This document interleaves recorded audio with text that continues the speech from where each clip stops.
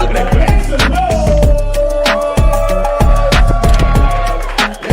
we looking at ours as cat now? Yes. Sorry, I didn't hear a damn thing you said. All right. And cause I was a gazillionaire and I like building so much, I cut that price for free. The species is dying. The birth rate is plummeting. Women are chopped. But yeah, you know what? Get a fucking cat. I know even more about grass.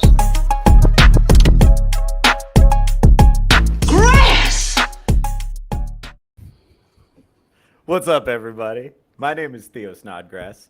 This is Touch Grass. This is my Saturday show. Who's excited? Yay. There we go. What's up, panel? How we doing? All right. I'm not very excited. Just waking up. I didn't see them. I didn't see the message. I didn't see my message until like this morning that we weren't doing Capecast, and I've been advertising it all weekend long. I was wondering why you were doing that. There was no Capecast this week. at some point. Oh man, that's tough. No, I decided I could stay up late last night and sleep in a little bit this morning. Nice. I love your roast of me last night. That I look like a young Dale Earnhardt that never failed at life. Yeah, and failed at life. Well, I didn't want you to feel left out. I was going after everybody on insert time. So. See, I didn't even know you were doing a bit. I just thought you were going after me. Yeah, that's how it started. And then I was like, might as well. So but yeah, go check out insert title here, and you'll see the jokes. Yeah, really was a free for all. It was. We did kind of go all over the place. That's for sure. I didn't really watch the show. I just kind of came in, made fun of everybody, and left. Sounds like a good night. That's the best way to do it. You don't get no clapback. Nope. I was just like, well, my work here is done. Time to watch something else. Here, live grenade in your living room. I'm leaving now.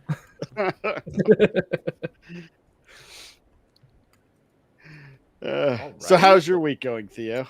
Oh, I'm doing so good, dude. I have so much stuff. I'm so excited to talk about. Let's say hi to the chat real quick. Selena's here. What's up, Selena? Shield Wall of Dragons is here. What's up, buddy? Runaway Vagabond is here. What's up, buddy? Not much. Very Can't wait cool. for tomorrow. Excellent. By the way, first episode of I Swear It's Not Hentai was a lot of fun. You guys should definitely check that out. It actually did happen. We got I Swear It's Not Hentai before we got GTA 6, guys. It happened. Right. Yeah, or Winds of Winter. Winds of Winter, yeah. Yeah, dude. By the way, Winds of Winter. Batman Part 2. No, that's not. That movie might happen. Winds of Winter is never happening. It's never Winds of Winter. Winds of if Winter it might does happen, it's going to happen after he dies, and somebody else takes over and writes it because the publishers still want their money. Dude. Oh, look, we happen But to find. I do plan to set up a hard drive. Plex. I do plan to set up a Plex for so I can send Theo the stuff to watch and give him homework. Excellent. Oh, include me on that, please. That's going to be a lot of fun. We might have to paywall that. Put that on the Patreon. We'll see the slow conversion from Theo Snodgrass that we all currently know to Theo Snodgrass the weeb. He just slowly starts on putting weight, getting acne, and the first developing unhealthy fetishes of anime women. I'm gonna find it next year, aren't I? The first show he's gonna watch, I'm gonna have him watch is since it is a comedy and he's a comedian, is gonna be Ghost Stories. Okay, now that's good because that one they don't even take seriously. That is just the rogue voice actors. It's all improv and whatever came on the top of their heads. That sounds awesome. It's not because you're a rabbit, but because you're black. All right, folks. So I want to jump into this. I saw this video. Did you guys see the video of that Mormon dating show where the redhead got rejected by a bunch of guys? Yeah. Did you guys see that? That was fucking awesome. I love that. There's a lot, but the discourse around it is retarded. So we're all going to watch it together, and some of you are going to be seeing it for the first time. The chat can react to it. I'm so excited about this. I'm going to pull this up. Can you go ahead and play that, buddy? Okay, Okay, I'm Riley. I'm 24. I'm from Houston, Texas. Houston. And honestly, I'm down for any good adventure. I just got scuba dive certified, and I'm planning to go to Australia this summer, so I'm super excited about that. And then I just picked up skiing like 2 years ago, and I honestly love any themed party. Like, those are like my favorite things to go to, my favorite things to plan. And I'm looking for someone that wants to be my adventure buddy, and it's someone that I can trust in and is going to be there for me. I already feel sorry for this poor girl. This is terrible. No, don't. It gets worse. Rejected. Yikes. Made her sit down. What? Wow. Okay. Oh, put it man. away. Put it away. All right. So what did we learn? Oh, what did we learn? What did we learn? Lots of red flags to match her hair. No. Now, here's the thing. One thing I do want to add a clarifying piece of context, because the discourse around this, because it was the internet, was immediately retarded. A bunch of people were saying a bunch of nonsense and trying to make this like a gender war flashpoint. It's not. It's not. It's a dork. It's right. Okay, but here's the thing. I do want to add a piece of context. They could not see her. She was behind a curtain. Yeah. Now, she still sounds like Sid the Sloth, though. Yeah. You can tell she's a dork by the voice. I'm terrified. I don't be too mean to this girl because she's going through it. But the lateral lisp is not something she can help. Everything else she can help. Yeah, but she's still a No, dork. I'm gonna tell I you, nailed it. this girl has the right idea. She wants to go out and she wants to obviously build a monogamous relationship and go out and have fun with somebody. That's not hard to find. Now, first she needs to go to a speech therapist, and then she needs to find either a cool chick that'll like an actual real cool chick, not somebody that'll sabotage her, to help her, fix what she's got going on up here and what she's wearing, or a trustworthy gay man to fix her up right. Right.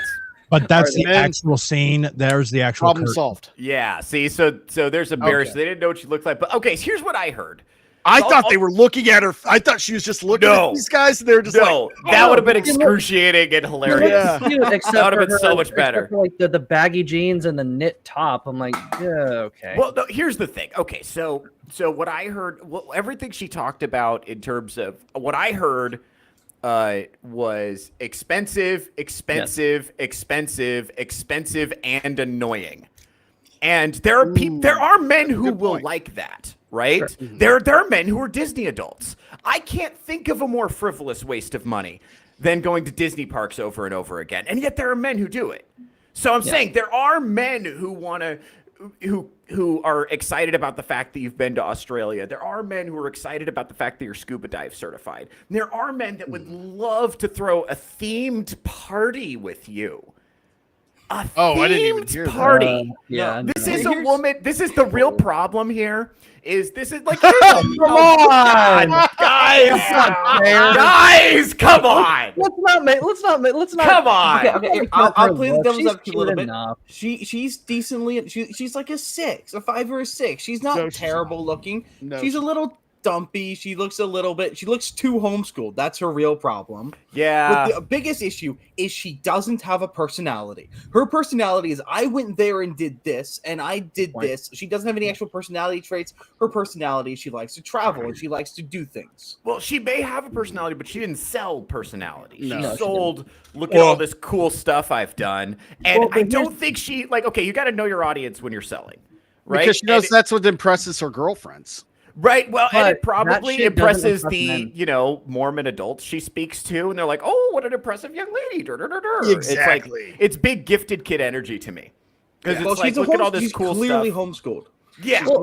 She top of her class. She certainly has a lot of like good qualities about her. A rather adventurous spirit. However, she's certainly been lied to by the sisterhood because everything that she's mentioning is attractive, not attractive to men.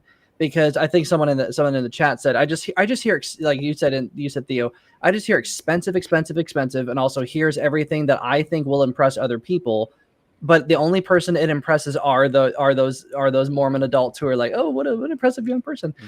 that shit doesn't impress men because all they hear is great and more shit I have to pay for, but also it's not because if you were to go on a trip with this woman, what that said to me is I would follow your lead and I would have very little input here because you clearly know you clearly know where you want to be, and that's perfectly fine. But that's not a good travel. That's not a good travel buddy. That's not a good trip to go on if someone else is taking the lead and you're just kind of along for the ride. Yeah, I don't see I'm not skydiving. And a lot of know-it-all vibe. Yeah, like. Oh, I've been here during this date. I did this date. I did this. Like, these are good icebreakers. I think I was blinded by sheer pity. Some of these lines are perfectly fine icebreakers when you're like at a social event with like a sorority, but none of this is going to appeal to any guys nearby. It's not going to make anybody like interested. Also, you can tell by her speaking pattern how fast she was talking. She was extremely nervous. So her go-to was just what impresses the people that I'm used to talking to. Yeah. Adults and other women. So I've done this. I enjoy doing this and adventures, blah, blah, blah. When really, I mean, what she really wants, she probably can't say because, it's Mormon. I just finally want to get, good and, She just wants to know the bed comes with a shake on its own. Understanding. I'm just so desperate to get plowed. No, I think understanding that she's Mormon. Bro, can you imagine Sid the Sloth wants to soak with you? If Sid the Sloth has a good enough is a human being and has a good enough personality and is a woman, then sure. Strider's defending the redhead. I'm sorry, Vagabond. I'm sorry to step on you for that Sid the Sloth joke. I'm done. No worry. I guess I was mixing her up Mormon with Amish because, like, you know how like. I mean, fair enough. Well, okay, because like if someone was Amish and they were saying that means they want to escape that Amish life or whatever. So I was mixing the two in my head. Yeah, but she could pass for Amish. She could pass for Amish. That's kind of the point. I grew up and I still do live in you'd be surprised, but this is a heavily Mormon area of the country. We have a massive Mormon population in this town. We're right next door to Utah and Arizona, the two epicenters of Mormonism in the country. Yeah. So I grew up around them. They are one thing they all have in common. They love to fucking travel and they do all go on expensive vacations and they love to talk about it. It's very common for them.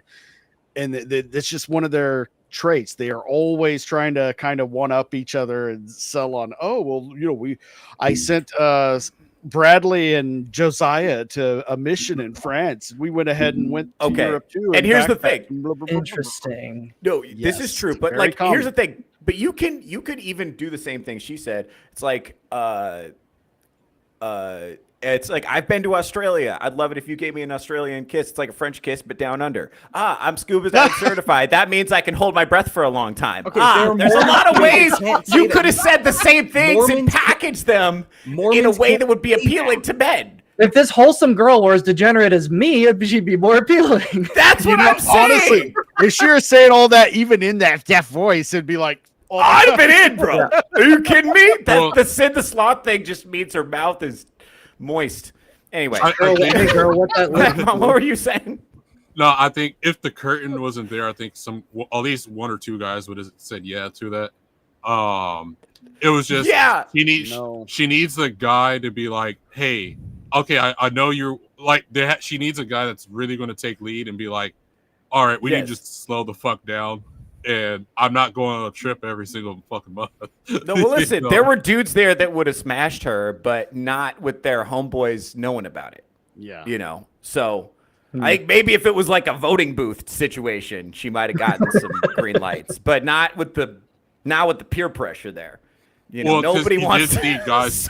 We did see guys talking to each other, like tapping each other on the shoulder and shit. Yeah. So I don't know. They Here's probably the thing. talked each other out of it. I also think that was cut together misleadingly. I bet they took B-roll that came from the beginning and inserted it in there to try to make it look like there was a long, exaggerated pause to draw out how awkward the situation was. I think that was intentional because that helps them craft narrative, and that's why the clip is so shareable.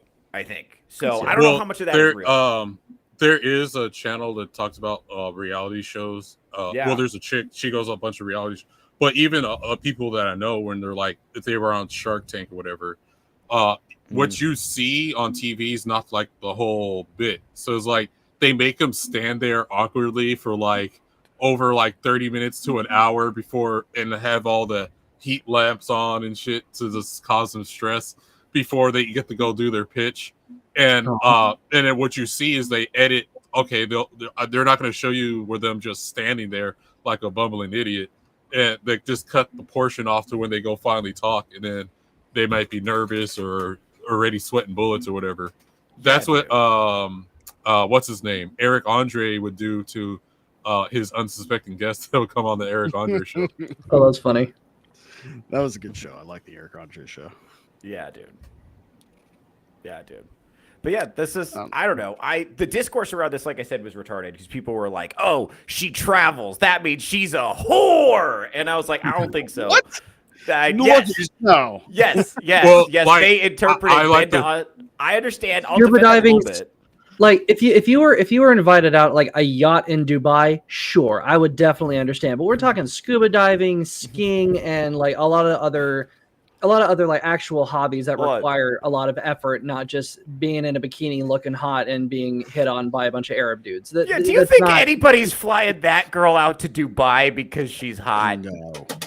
No, she went to Australia with her family, and they went scuba diving. Yeah, it's like this. The discourse was just immediately stupid about this. Yeah, and it explains why she's socially retarded. Yes, she's a dork. That's really all it is. She doesn't know how to do that.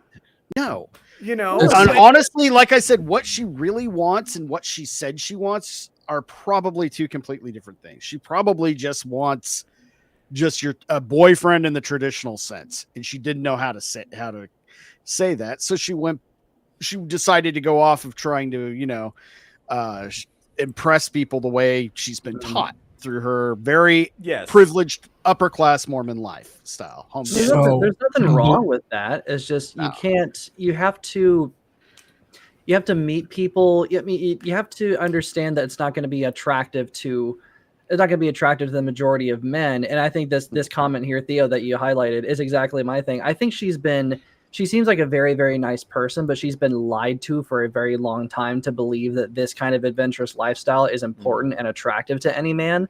And unfortunately she's getting a hard dose of reality here. Unfortunately, being rejected by even like Selena was pointing out, Puffy Jacket Man, because she's being led astray by feminism, or maybe those lifestyle. I don't know. Those are also men her age, so they're young. They don't have that kind of disposable income. They're still building up to that. I mean, if she wants to date a guy her father's age, that his kids are gone, wife's out of the picture, or still in the picture, and she's just going to be side piece. And not talked about, she'd probably go on all the vacations she wants and get a tit job out of the deal. I just thought of something. Maybe a retainer. I just thought of something. What are the odds that all these trips that she's taken, all these expensive hobbies that she's taken on, what are the odds that she is not paying for any of them? What are the odds that it's actually 100%? 100%. Her family paying. Yes. Yeah. Okay. Yes, absolutely. Her age. Yeah. Yes, dude. That's why I hated that immediately the fucking porn-brained red pill side of the internet was like, she's a Dubai prostitute. No. Okay. A Dubai prostitute does not dress like that. Baggy jeans. No, obviously, this woman is clearly not sexually experienced. We've all watched whatever. I've known a good number of Mormons. Mormons actually do generally take their celibacy very seriously, especially most of the ones that I've known do. That would have been a no. I've known a lot of Mormons too. Here's another thing that they do. A lot of the guys her age will be able to sniff that shit out on her like that, and she will be used and like never talked about. Oh, we can't tell her. We got to wait for the right time to tell our friends and family, and just convince her to do butt stuff on the side. Then wait for the prom queen. She is going to be just passed around, but never committed to for a long time with the. That makes me Poor sad. Especially He seems like a nice person, but I know it's terrible. Bro, somebody get her in contact with Strider. Yeah, this is what Strider's looking for. No, Okay, that's so what you need. I'm getting a little scraping. sister vibe. Scraping the thread through this, and goes. So Jeffrey James says it's amazing, and let's see, in 2025, the fact that women are still advertising as an adventure buddy is shocking. No men want to foot the bill for your travel, and yes, a woman having traveled extensively correlates with high body counts and likelihood of VD. Ladies, will you learn? Okay. This one down That here. last sentence is And well, it says, and this is exactly why there's a male loneliness epidemic. You guys complain about everything. Women traveling has absolutely nothing to do with having a high body count, or just because a man's desire not to means women do it too. No, that's not why. This has nothing to do with the male loneliness epidemic. Yeah, now what are we fucking even talking about now? They are both wrong. Both of these. Yes. What are they even talking about? This is not a conversation. One. This is two people yelling at their mom or dad, respectively. Right. Now, Jeffrey James is. He's assuming that this girl we just saw. Yeah. Do we really think she got rejected because of body count concerns? Really? I need a man who's going to take me on a trip because all these guys take me and I go and do cocaine on yachts. No, she goes with her family to Australia and probably goes on missions and shit. She is not, like you said, Theo, she's not experienced. Yeah, she went scuba diving. She's sheltered. No, she went scuba diving at a coral reef in Australia with her family one time, and now the internet's calling her a whore. What happened to America?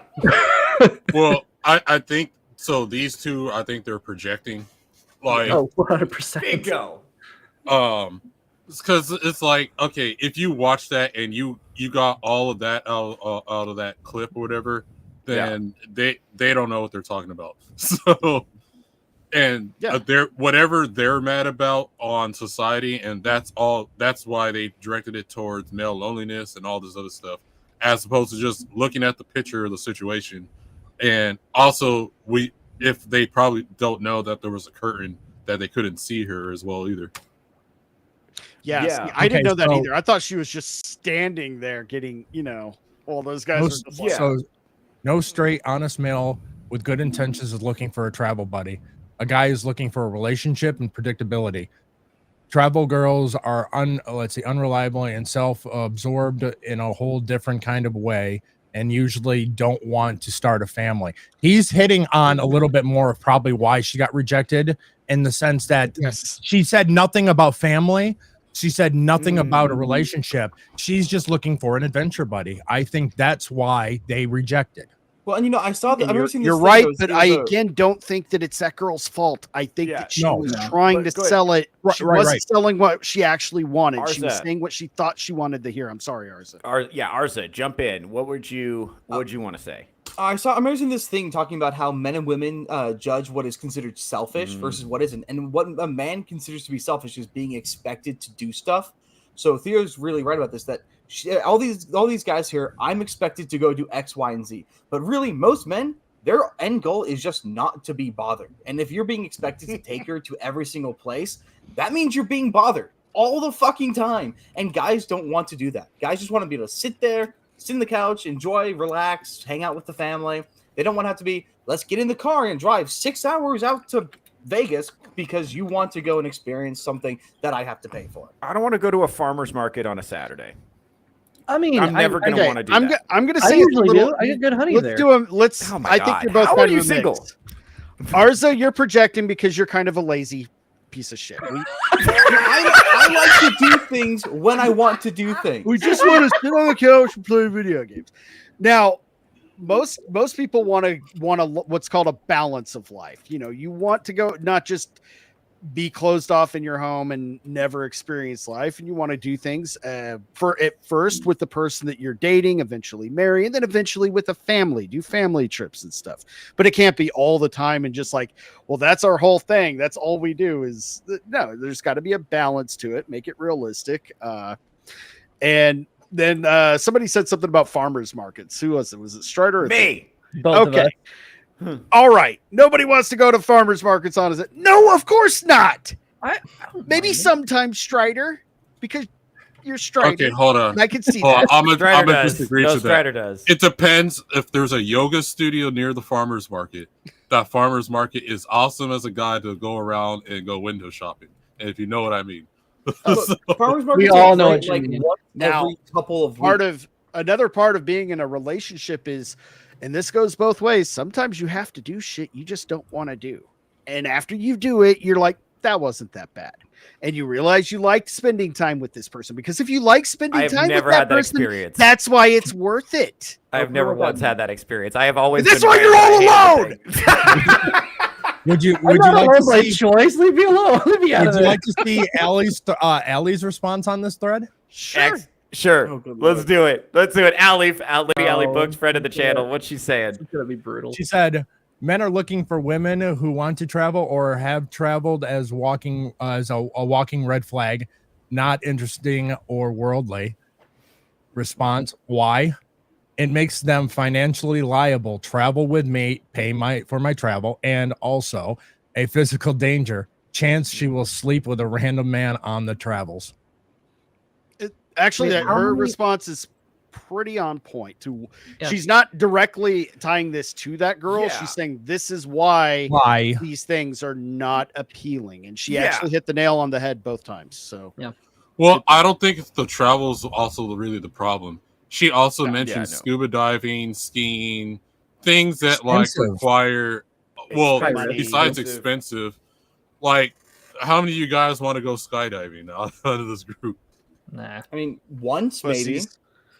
Yeah, like my black ass ain't gonna be up on that plane. To jump off Rogues Galleries, a skydiving trip confirmed. Next Vegas meetup, maybe. I'm gonna try it with y'all. Yeah, all we gotta do is drive up to Arizona. They have these they just take you up to the minimum height.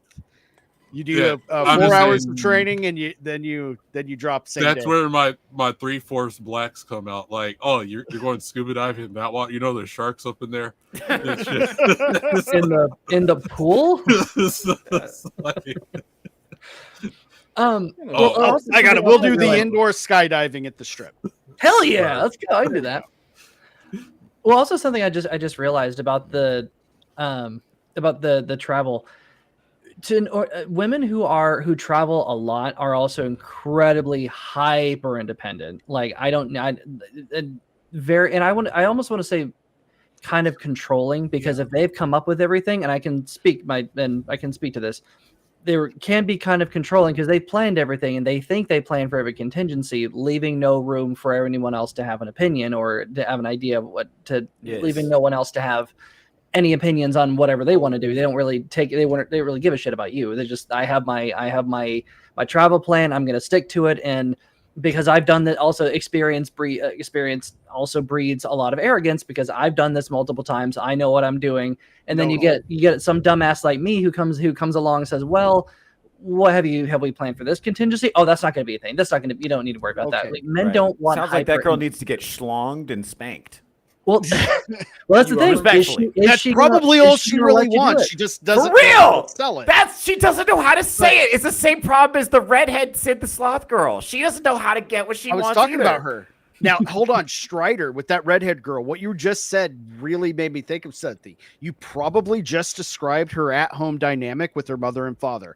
Her mom sits there and is a stay-at-home Mormon wife, of a very upper middle class family, who all she does throughout the year is plan their trips.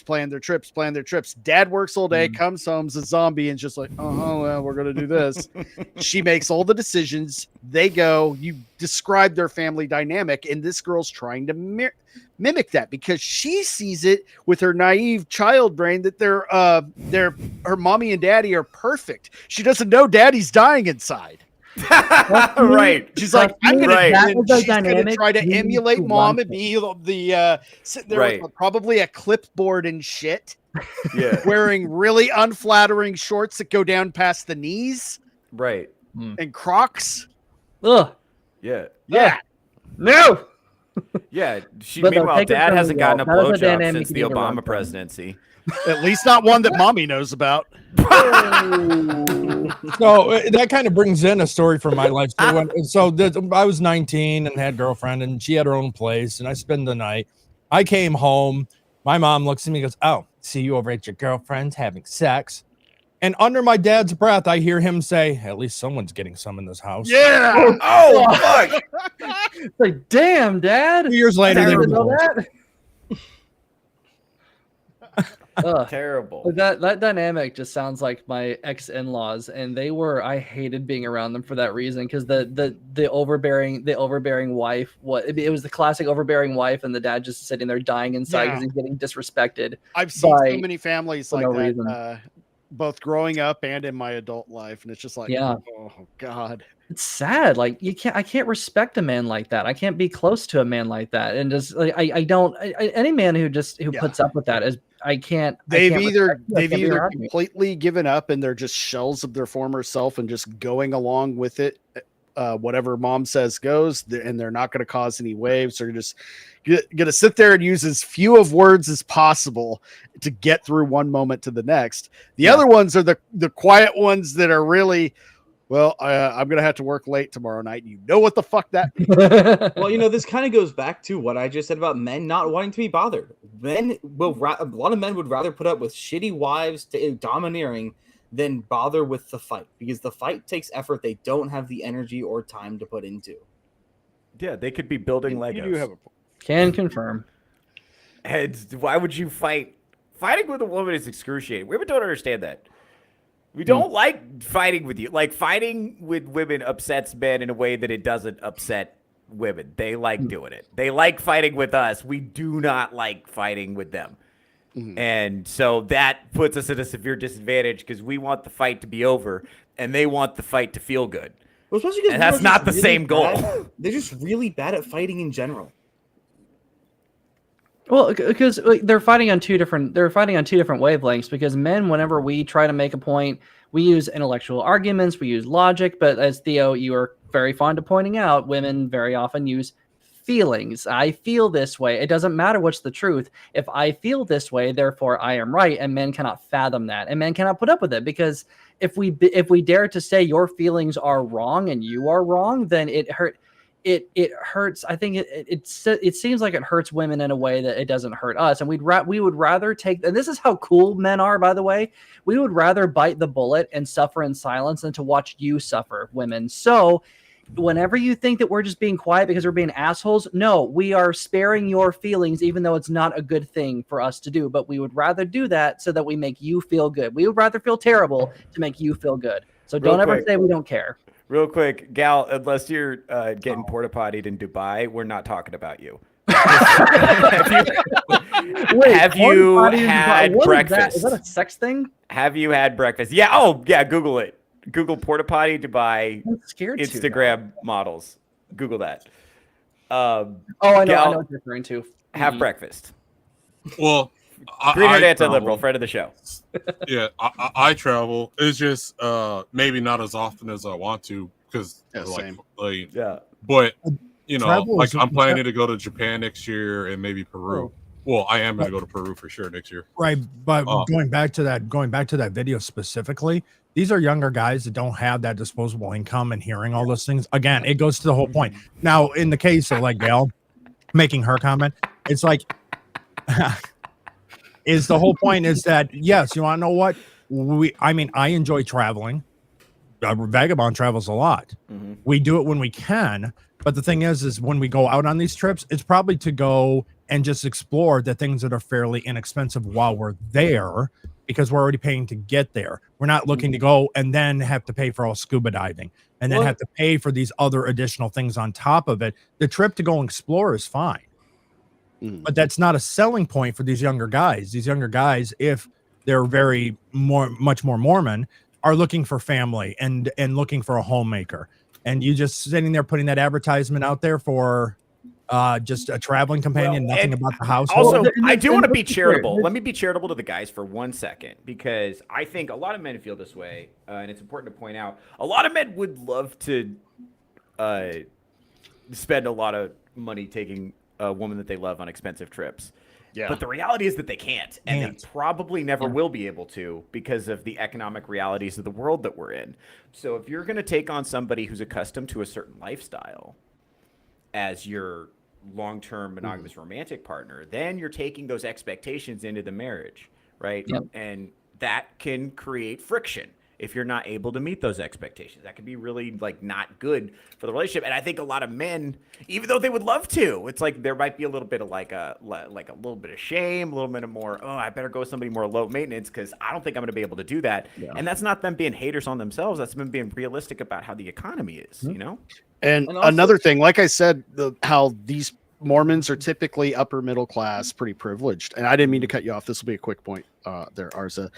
A lot of them are more traditional families. So while the daughters in the family will be taken care of and have their bills paid, a lot of the guys get very minimal. You know, they're still doing better than most kids out of high school, but they don't have just daddy's credit card in their back pocket. That's not really happening. They're expected to, okay, now you have to learn how to provide for yourself and eventually someone else as well. Yeah. So they don't have that kind of privilege that a lot of the girls are used to. Just like, well, they don't know where the money comes from. They just expect things. Let me ask something, because let's get a Gen Z perspective. Arza, a lot of the discourse has been around this woman's appearance. So quickly, smash or pass? If she actually has a personality hidden behind that wall of travel, it might be a smash. Right. Let's say you guys had some common interests, or maybe you had good humorous. She was banter. into VHSs. Let's say she enjoys VHS tapes. Common interests. I'd probably be down. You know, she's not, okay. She's not hideous. She's not. Yeah. She's also. I'm not like the pinnacle of attractiveness myself. Fair enough. Okay. But I'd say she's not terrible. It's just she doesn't have a personality, and that's going to be like, why would you want to date somebody who doesn't have a personality? Yeah, or if she does have a personality, she did not showcase it when she had the opportunity to. And because here's the thing, I want to stay with. I think there's a really good chance she probably is a very pleasant person. Like, okay, here's the thing: with as weird looking as she is, with the weird voice, I think she might be funny. Because she needs to have another thing. She needs to have something in the toolkit. You only develop that skill if you have to. So, you know, like, let's give her a chance. She may actually be a hoot to hang out with. Yeah, we didn't see the real person. Yeah, we didn't see that. If I ran into her in public and, like, if I was a Mormon guy and I just saw her at the Mormon church, I'd probably give her time of day. I wouldn't wave her away just because she looks a little frumpy, you know? But because she's on a dating show where optics are all that matter, she's kind of SOL with that very unfortunate homeschooled voice. Yeah, it sucks. It sucks, but like that was not an environment where she was set up to succeed. And by the way, you know, I think, you know, if you put a lot of us on one of those dating panels with the pop the balloon, I expect I would be met with a lot saying balloons. Sure. You know, I would walk in and they would all get popped. So there you go. So, I mean, it's like, you know, just being fair to this poor little redhead girl. At least she put herself out there, you know. Pour one out for Sid the Sloth. Friend to the channel, Sid the Sloth. Actually, I would feel worried about. I would be very worried about whatever woman didn't pop the balloon if ever when I walked in a room. Like, what is wrong with you? People wouldn't pop the balloon when you walked out if you were on stilts. Yeah, that's fair. Yeah, I might have to get some lift. Well, you got to walk in. Let me go home and play video games. You got to bring it. You got to bring a thing to it. So it's not just your personality. You got to bring like a gimmick. So I'd walk in juggling. Yeah, you gotta have something. Also, I can juggle multiples of you. She looks like she has a really obnoxious laugh. So part of it is knowing how often does she laugh. It's probably one of those. The other thing is she's like, okay, Urkel. You know, she's. No, we really are race swapping redheads everywhere. Here's the thing, like she's 24 though, so like a lot of this stuff is fixable, you know, and she seems very sheltered, which I mean, a lot of her, like, you know, maturation might be in front of her. Like, she may have, like, a lot of these chicks in their late 20s, early 30s have, like, a complete turnaround and end up being super cool. Sure. You know? But that's usually a product of facing a lot of social rejection. That's usually what does that. So maybe this is... obviously, we got to see a core memory get made in real time. And that is a personality altering experience. As someone who's had several of those, I know what I saw. We just witnessed a canon event. Her life is forever changed because of this. I'm excited to see what happens, honestly. I wish I could follow up. I'm kind of not, because feminism targets women like this. Oh, you were hurt by men, because what is the Right. Her experience with this and going online is probably she's gonna gain 50 pounds, shave half her hair off, renounce religion, dude. and No, she has a very good bulwark against that, known as the Mormon Church. Mormons generally are very well protected against that kind of quick radicalization, but not completely. I've seen it. Yeah, not completely. Yeah. Correct. it's not going to be. Yeah, I'm just worried about what's going to slip in. Giggity. Yep. Pause. What is the? Hold on, Cal. What is needing to be fixed? I'm confused. Just all of it. I don't know what to say. Her over reliance on travel and adventures, and that's not something that men typically. Yeah, I know, but like expect sales or can be want. taught. That's the thing. It's like you may have a good product, but like sales can be taught. It's a marketing issue. I don't even think it's that bad. I think if you punched up her outfit a little bit, and maybe she needs a trustworthy gay friend to fucking fix I wrote her hair, her two makeup, awesome and her jokes clothes. for her in like 2 minutes of talking about it. So like, Okay, but neither of those would work with a Mormon audience. That You're writing jokes for yourself. That's fair. No, we're not saying that she's hopeless. What we're saying is that I am saying that. Well, we're saying that what she's presenting is not a result of what men necessarily want. What she's presenting to everybody is we're thinking a little bit further Why down. are you the line identifying of so here's hard what with the will- redheaded travel girl? What's going on? Why are you're supposed to be on my side? There's nothing wrong with travel, but the hobbies that she's describing are rather expensive and very time consuming. And any man who hears that is like, I can't afford that. That's basically what it boils down to, because they can't see this woman. All they can hear is her voice. She sounds pleasant enough, but her hobbies sound ridiculously expensive and time consuming. And none of the 20-somethings that are seated there would be able to afford any of that. So that's no doubt what they're saying. It's not the fact that she's traveled. Is that I go scuba diving, I go hiking, I go skiing. Is like that again. That is really really expensive. Yeah. Especially if they don't scuba dive or they don't ski. That could also have been it. Now there could have been, if there had maybe been a scuba diver in that group, okay, that may have piqued that guy's interest, or a person that does go skiing in the winter, then okay, that may pique a little bit. But not necessarily both any of those guys do scuba diving or skiing. Yeah, well, okay, but another thing I see too in the discourse on this is that a lot of these red pill guys seem to be talking out two sides of their mouth, because they say they don't want a woman with a high body count, and then when they're presented with a woman who is obviously does not have a high body count, they're like, whore! What a whore! Burn her! And it's Look at the girl. It's like, this is what you said you wanted. You wanted sheltered, demure, not dressed like a whore, and now you're like, well, she doesn't appeal to the male gaze. It's like, what the fuck do you want? You just want a bitch on Twitter. Well, to be honest, most red pill guys are just feminists. They're just manifests. Manifests, I think, is the term that they use, and they care nothing about any of their actual ideology. They just want to be a perpetual victim and be glorified in that. It's like Theo said, it's basically a male version of feminism. Yeah, so she dresses like a grandma that looks like she's ready to have dinner at 4 p.m. There's nothing wrong with that. And maybe it does actually indicate, based on the dress, that when it comes to that type of stuff, she is really low maintenance. Yeah, and what if there are guys who match that? Like, you guys have seen men before, right? I mean, like, we've all seen guys where, the Striders and Arses of the world. You know what I'm saying? They're both sitting here caping for this girl. And Strider's talking about how he wants to go to a fucking farmer's market on a Saturday mornings. Like, I'm just saying, there are matches for women that are, like, not. No, I will give her one other issue. She kind of is dressed like a lesbian. but no, she's not dressed. She's sort of dressed like a lesbian. She's dressed like a middle-aged Mormon mother.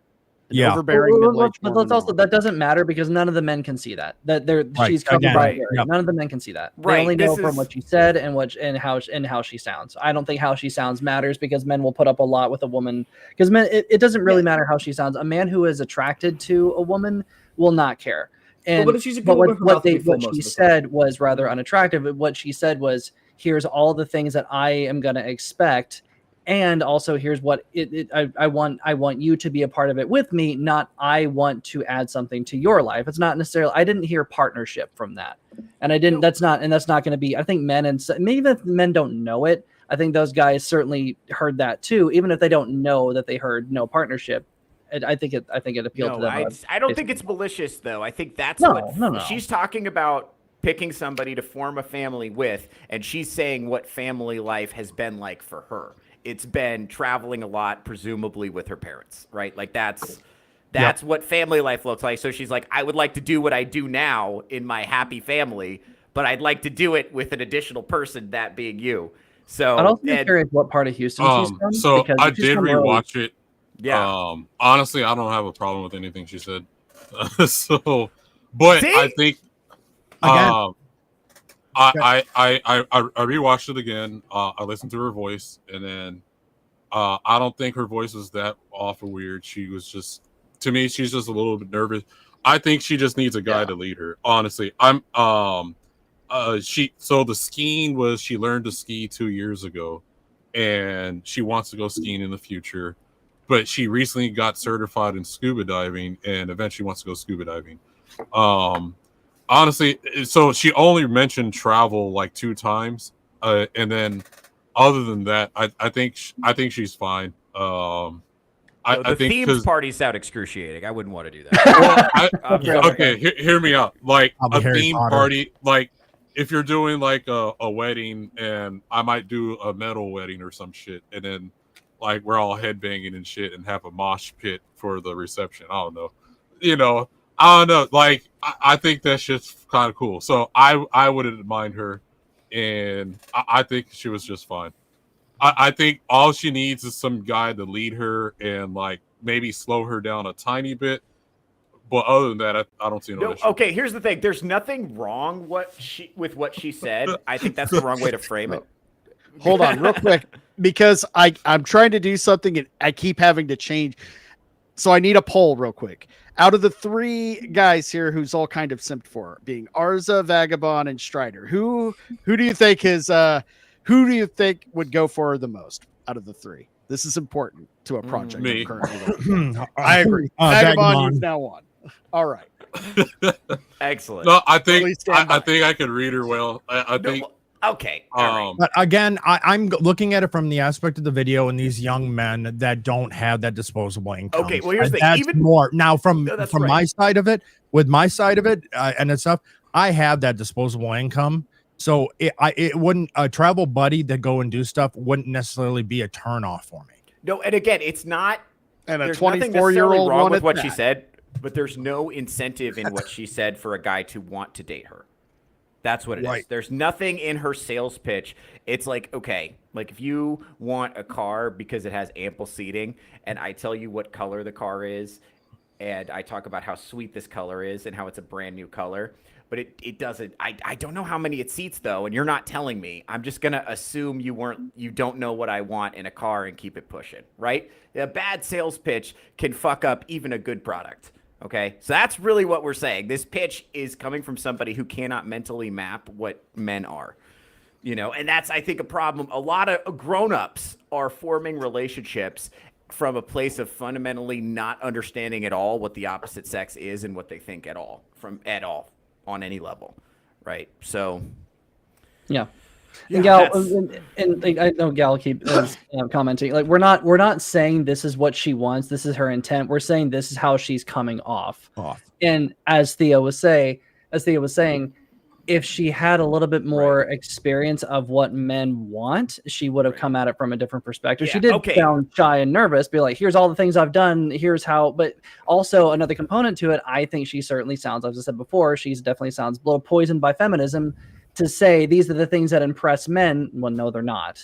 So we'll talk to you about them. I don't know. I don't think there was feminism involved. Like, she likes to travel.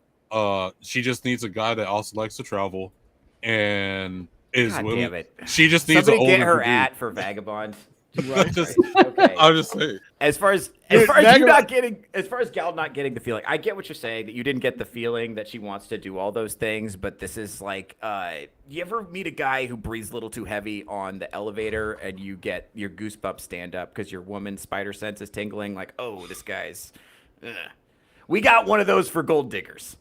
You got one for gooners and we got one for gold diggers. And that made all of us go, nope, I can't afford that. Something, actually, the rest of that video, do they ever do like a debrief and ask some of the guys why they didn't? Because clearly that was clearly like kind of a standout moment. They didn't do any kind of debrief and ask Not the that guys. I've seen. Like, I mean, we'll see how the discourse evolves. Somebody will post it on Okay. Twitter eventually, and we'll. Because I'm curious. I'm curious what they would say if it's anything near us, because we can only speculate what they were thinking, even though they come from a completely different background than most of us. Maybe we're somewhat familiar with, but maybe they're thinking something completely different than us. The problem. So all the guys in there are obviously like in their early 20s.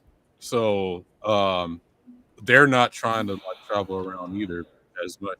Like a lot of guys are like, I have my own house and I own my land now. So like I could afford, even if I don't have the money right away, I could save up and go travel when I need to, you know. So them, there's like, hey, they're just getting out in life, and you're asking them to go do all this stuff, or they feel like they're going to do all this stuff. So they probably said no.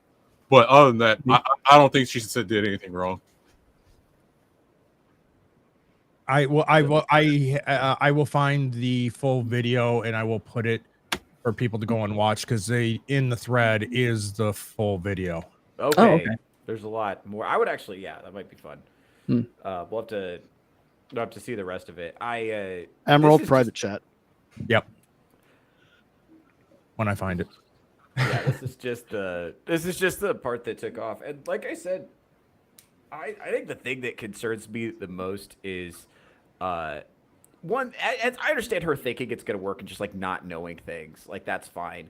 But the discourse that first of all, that she's like some kind of like world weary whore because she went scuba diving with her family in Australia is fucking retarded. But also the idea that some people were saying, oh, these men are somehow shallow or bad people for not choosing her. And it's like, no, you can be into what you're into. And just because you're, into something doesn't mean everybody has to. And everybody's allowed to be discerning according to their own terms. And also she's the one that chose to go first. So she was a hard sell. And she was looking for somebody else who wanted to break the ice. Nobody wants to break the ice. Breaking the ice is awkward. And this is in comedy, this would be called taking the bullet. And the reason they call that's going first on a cold room. And that's what she was doing. That was the hardest way that could have possibly gone for her. They had 2 or 3 hotties in a row go up before her to kind of grease the wheels a little bit. I think she might have got picked. For real. With same speech and everything. I didn't know she was the first one to go. Okay, yes, bro. She's taking bullet. That's what I think fucked up the vibe too. So that's another. Again, see, that's the thing about the discourse. You would have never known because of the editing. Yeah. This is what I'm saying. It's the way they edit it, and also the way that the people just went off and projected a bunch of their own bullshit insecurities into the situation, missing key pieces of information. Like I myself, when I was initially weighing in on this conversation, I took one look at her and I was like, oh, they just didn't think she was hot. End of story. Yeah. It's like if you could see the rest of the girls sitting there, and it's like those are the girls we're gonna be talking to. It's like, yeah, I'd wait my turn too, But then because I didn't know about the curtain, and the curtain changes everything, Now, speaking of her attractiveness, how I said she just needs a gay friend to fix up the hair and the wardrobe a little bit. Wait till you pull up my meme, because I put her face over Rachel Lee Cook, and hey. That's her face. No shit. Yeah. That's her face. Yo. Wow. Wait, hold on. No. Yep. Why did you make and show this? Because I was going for, it was originally going to be Arza when he was sitting there white knighting for her, and then you stepped up, so I had to change it, and then Vagabond came in and went for the fucking gold, so he earned the meat. You know what's crazy is they accuse this show but you remember misogyny. This movie, she was, they put her in bad clothing and gave her a, and she was still hot. Hair. Not a single person on planet Earth was not hot for Rachel Lee Cook before transformation. and that's kind of the whole point is that girl just needs, she could get fixed up a little bit and she'd be fine. That's her fucking face. Vagabond, please stop simping in the chat. I'm not. I just please stop, bro. You know what's crazy? They accuse this show of misogyny, and this show is like the biggest fucking white knight show ever. Look, and if I was there and say the curtain wasn't there, I would have gave her a chance. I'm just saying. But no, I'm actually scrubbing through the video and I'm seeing a lot of interest. They actually do have asides, so they do stand. Cal, did you drink water? No, but like I think she has potential. Like I don't see her as a gold digger. She said two times about travel, and then everyone was like a gold digger. Oh, then, we never said gold digger. That's a completely different I thing. said, listen, just because someone can trigger the gold digger alarm and not be a gold digger. To be clear, so what we're talking about is a gut level spider sense. Like, oh fuck! Like I'm thinking about going to the airport with this girl, and we're standing in line at TSA, and she's like bopping and like. To me, that would be a very unpleasant experience. But like I said, some men are Disney adults. Well, there are men who are different than me. So, as the gooner on the panel. Oh fuck! Hold on. Look. Okay, so what was the show we were on? We were talking about farts or some girl farting. It was Make Me a Sandwich, right? I don't know, Vagabond. Yeah. What the fuck are we talking about? I'm so glad I overslept now. So, God damn. So Make Me a Sandwich. It was like this girl queefed on demand, and everyone else was tripping out, and I'm like, that sounds fine to me. She's a keeper. Well, of course it would. Okay, so Gal, this is who you've aligned yourself with. Are you happy? This is your king? I'm sorry. Like, I've been out with girls that like burp and fart and do shit on purpose and are kind of stop. I'm serious. You've gone out with a man. I know you're serious. I'm saying stop saying it. I really hope you find the disgusting woman of your dreams, Vagabond. God damn. Those girls are fun. I'm sorry.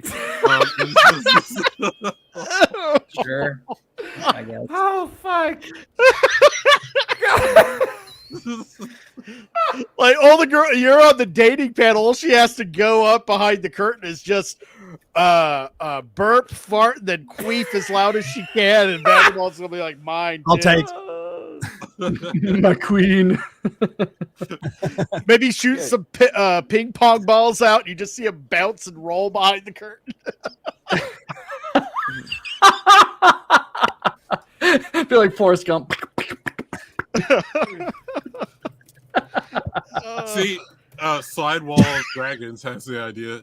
If there was a girl chewing tobacco and spitting out, like, okay, look, the Hannah Barron girl. Remember, you got that chick from like the the hot redneck. Country. But she doesn't chew though.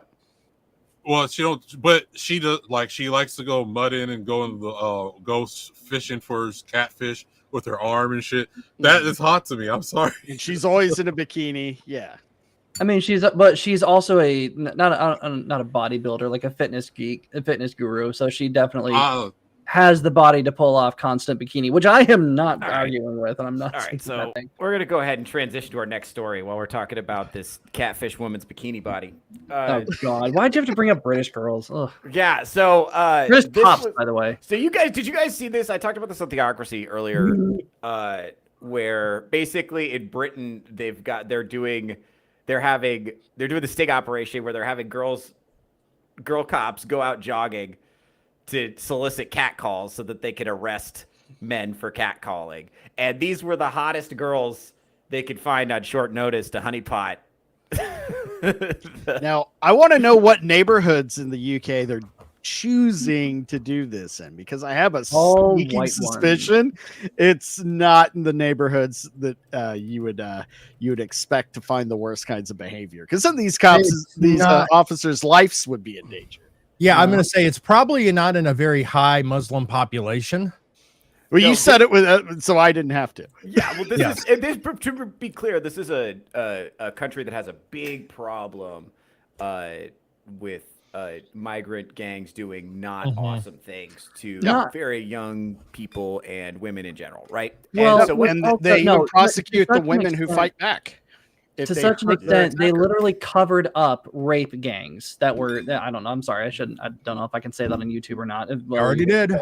Yeah, you're right. You did, but they refused to. They knew these underage grooming gangs were happening, and they refused to prosecute it. They knew it was happening, and they didn't do anything about it. It's not just oh, we lost track of it. It's like, no, they are actively letting this happen.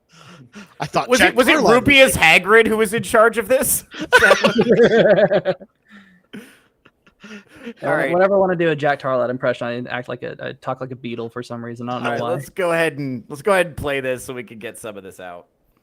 For people to recognize that it's not right, it's not just a small act, it's a thing that can make someone feel really quite uncomfortable. So I think it's important, Surrey Police are taking it so serious. It's one of our force priorities, and for me that makes me feel proud to work for Surrey Police, because for me it's such a personal experience, and I know for a lot of other, if not all other women who experience it, so I feel empowered to be a part of such an operation. These women aren't friends out for a run, they're actually undercover police officers taking to the streets in Surrey as part of a new operation trying to stop people catcalling and harassing female runners. Oh hey, you're not good. The staring, the hanging out of the window just to look at us, and it just... Staring. It's so prevalent. That's tough. And police teams are ready to intervene the moment the officers are beeped at, followed or shouted at, pulling people over. Those kind of behaviours may not be criminal offences in themselves. See, this motherfucker is the problem. Mm-hmm. Did you right see here. that? This isn't necessarily a crime, but...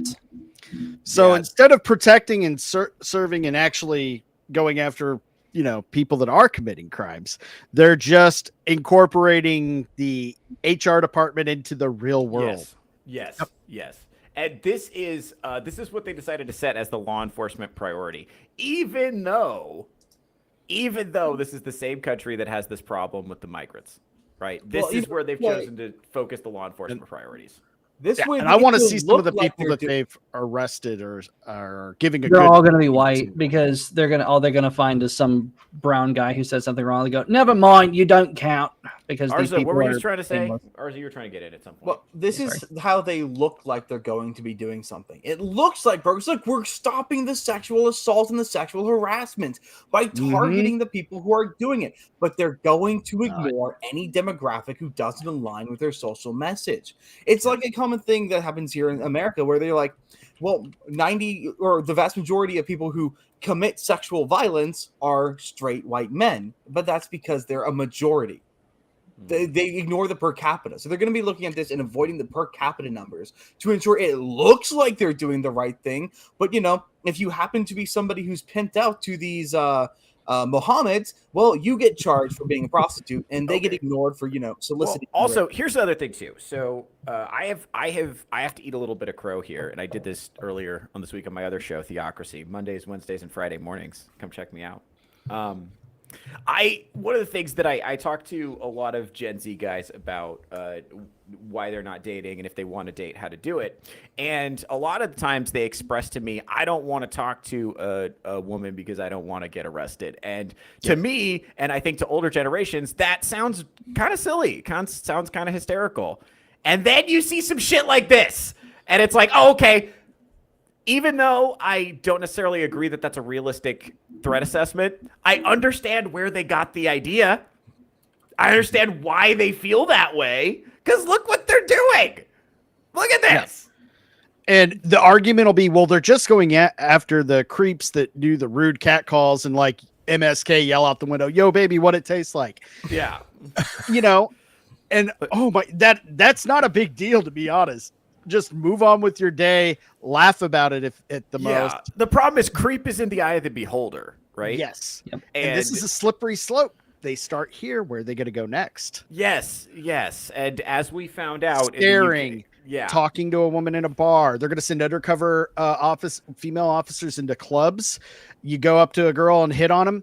well, time for your lecture. You know, as down a at the Zoomer, station. Yeah. I can honestly confirm a lot of guys I know, the number one thing is we don't want to look like creeps. And almost the only Zoomers who are not concerned about looking like creeps are creeps. Yeah. Or people who simply do not have the developed prefrontal cortex to understand what being a creep is, such as the Mohammeds. And so they're going to go out there and they have no care about the social rules, but everyone else, they're legitimately concerned about being seen as a creep because it only takes one wrong interaction to ruin a man's life. And then, of course, the feminists like to come back with the straw man. Well, it only takes one bad date for a woman to die. And as though those are not kind of the same concern that guys also have. Well, okay, let me I'll further validate your concern, Arza. It's even easier now for that one miscommunication or that one misunderstanding to be. It used to be bad enough when just a girl starts telling her friends, "Oh, this guy, blah blah blah," and you're embarrassed for a few weeks, and then it blows over. Not today because of the internet.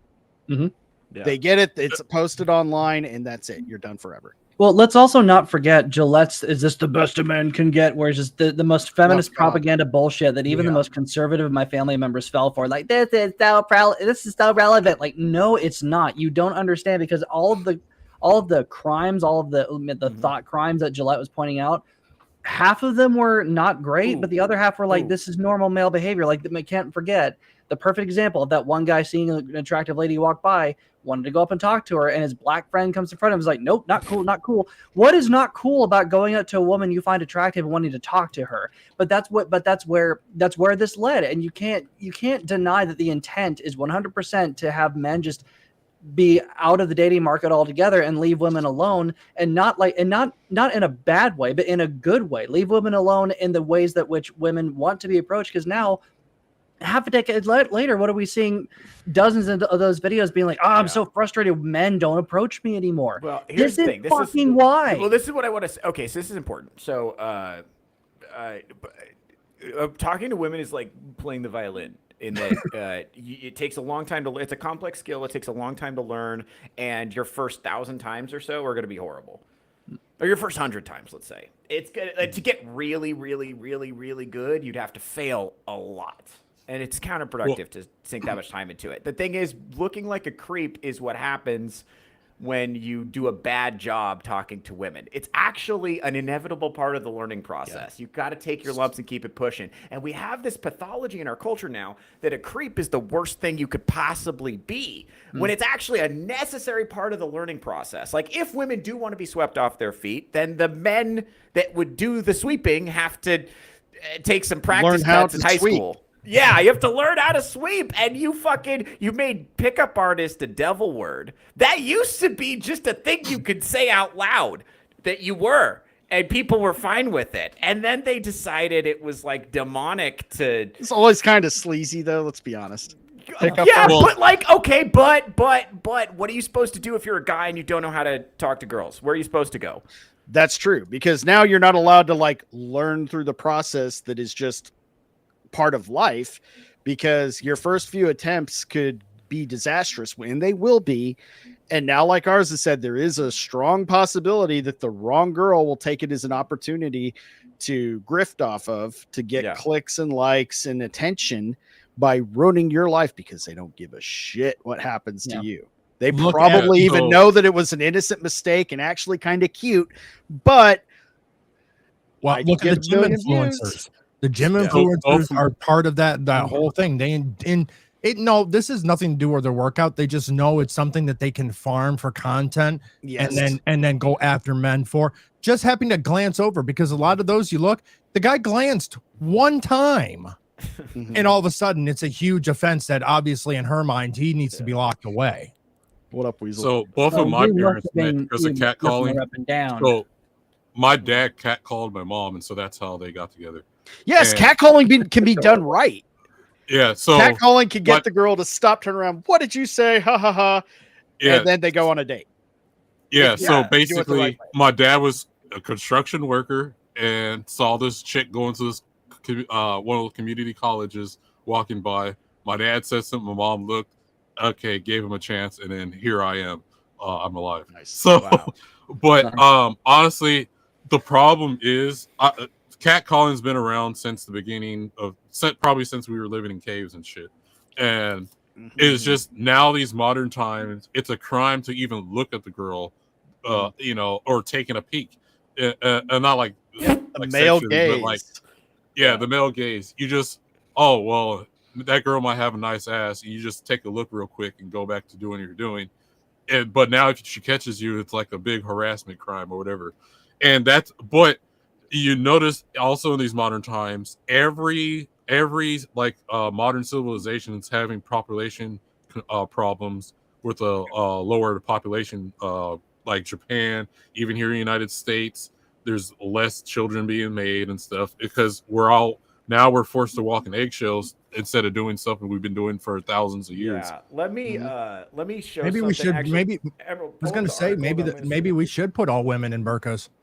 Then we would get rid of the catcalling issue on there. I mean, no. From the leftist perspective, these women don't want to be catcalled, then put on a freaking burqa. Bro, can you pull up the article I just tagged in your DMs? Sure. Because the gaslighting around this issue is crazy. Because Vagabond's right. We do have an issue. Now, I've been saying for a while, my hot take of the week, I guess, is cold approach is fucking dead, and you got to meet people through your network. But the reality is, in order to have a stable, healthy relationship, you have to be willing to violate social norms. Because social norms right now are frigid, and they're meant for you to die alone and live in your little zoo box and stare at your screen and drool your life away. And, Which one? And that's not fulfilling for humans. The one, let me see. Is that the one? Yeah, I'll tinfoil hat for a second. The population problem isn't a problem at all. It's all controlled. It's orchestrated. It's population control. 100% agree. They're manufacturing the population that they can control to keep expanding, and the ones they can't, the westernized. Not talking about race, just talking about Western sensibility and culture to cut that down. But who are they targeting? It ain't men for all that shit. They're targeting women for that because they're the easiest to manipulate and influence. Yep, exactly. Yeah, it's tough. And you're not. This is what I'm saying. Why single men aren't approaching women in person anymore? I'm so sick of this. That's posted on July 20th. And then why is this happening? August 12th, British cops wore jogging outfits to elicit catcalls that arrested some men who hit on them. Yep. Arrested. So they gave them a criminal record for no fucking reason. Literally doing nothing They wrong. didn't have a license to flirt. You know what I heard? One of these guys that got arrested keeps pursuing the cop that busted him. That'd be a great romantic comedy. This is great. I'd show him up. I'd be like, I would try to win her over. Keep getting arrested until she agrees to go on a date with you. Like, bro, that's how our grandparents met. That's that cop would be utterly flattered by that. That would be her dream. And it's like, wait a minute, I can't have two conflicting thoughts in my head like this. I'm gonna have to choose. Oh, it's clearly a Hallmark Channel movie. Yeah. How about you would have the guy that was the right one for my life was the one I kept arresting. Well, right? I think a lot of the lady cops probably wanted this assignment. Like, oh no, I have to run around in a skimpy outfit and get attention from men all afternoon. What a burden! Like, I will do it for the cause. I'll do it for England. This is my cross to bear. I'm gonna cry about taking. Come on. Yeah. It's like, bro, come on, dude. Come on. I'm not. I was born at night. I wasn't born last night. Come on. You know what I'm saying? Like, I'm just not buying it. I'm not buying that this is a problem worthy of law enforcement attention. And what's crazy, even more so than the law enforcement resources being expended on it, the media attention on it, so that it's blown up and it's a big story. Like, hey, this is a law enforcement priority. Single men better not get out there and do anything untoward. Well, everyone's blasting them for this. Nobody thinks this is right. No, but it's going after several things. They want to, one, like one of you guys said, to take attention away from the actual problem and make it look like they're actually taking care of it. Two, they are trying to control, the interactions between men and women and keep everybody under control and only selective expansion. And What's the third one? I had a third one, but I can't think of it now. But those are the two. Well, here's the other problem. So, like, if catcalling's a problem, but they see no problem, these same people see no problem with kids at pride parades. Right. Ooh, yeah. We march in front of children, buck ass naked as the day I was born, and no, that's fine because I'm gay and everything's okay. Like, fuck off. Or no, probably not even gay. I'm just a perverted son of a bitch who takes advantage of this, like we told you they would be doing a decade ago. Because it's not that these folks at these parades are just naked; they're doing sexual acts in front of everybody, and there's children in presence as well. So, and that's the problem. You can think of. Yeah, so it's like, but that's allowed, but you can't catcall, which is a natural way of like, hey, I don't know nothing about this chick walking by. How do I get her attention? And then if she likes what your catcall is, she approaches you. If not, she keeps walking. It's plain and simple. That's all it is. As Iron said, there's a way to do it right. Yeah, so the way to get the right kind of attention in catcalling is to say it just enough to get a little bit of offense, but at the same time funny.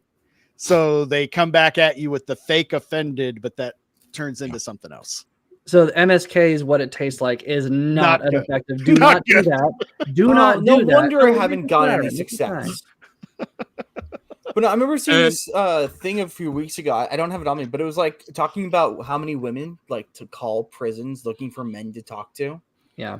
And it's like a concerningly large number of these women are just calling to prisons because these men can't leave. You know, they're there and they can't come and find them, but they can form these extreme parasocial relationships with like murderers because they're sexy because they murdered somebody.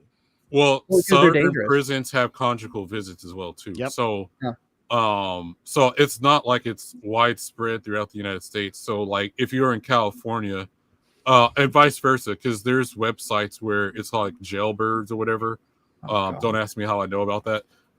So where it's women that's locked up, there's other sites where you could pay their bail and shit like that and get them out or whatever floats your boat. It's there. But yeah, it's like there's different ways you can find out or do what you got to do. And public records exist. You just look up the guy's picture, mugshot, and be like, can I bang him? Can I close my eyes and think I'm being long enough? A lot of these like violent, well-known murderers and criminals that are locked away forever are married and have even some of them have even had kids. I'm talking the Night Stalker died married after he was incarcerated. Both the Menendez brothers met their wives after they're fucking married, and it goes on and on like that. Are you saying there's still hope for Arza? Absolutely. After the manifesto comes out, you're going to be swimming in it, buddy. Hell yeah. And it'll be this clip that they'll show on the Dateline special. Appeared on the Misogynist podcast. And all of us in the interviews, it was a fucking joke. I don't know what to say. I didn't think you'd actually do it. I'm kind of jealous. I didn't even know what C4 was. An offhanded comment made during a podcast was the sign that we had a predator amongst our midst, right? And that we would never know what would be coming in the future. He just starts dressing in that dandy outfit and becomes a super villain. And this is his origin story. Just turns into a Batman villain. Right. Ignore me now, ladies. Why am I slowly being turned into a Redditor? You took on the monitor. Hey, Jack the Ripper too. When you dress like that, buddy. Yeah, dude.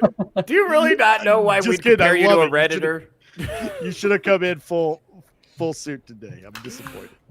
Well, my lady. But you know, Boomhauer from King of the Hill, there's that episode where Bobby like follows him to see what his strategy is with the women.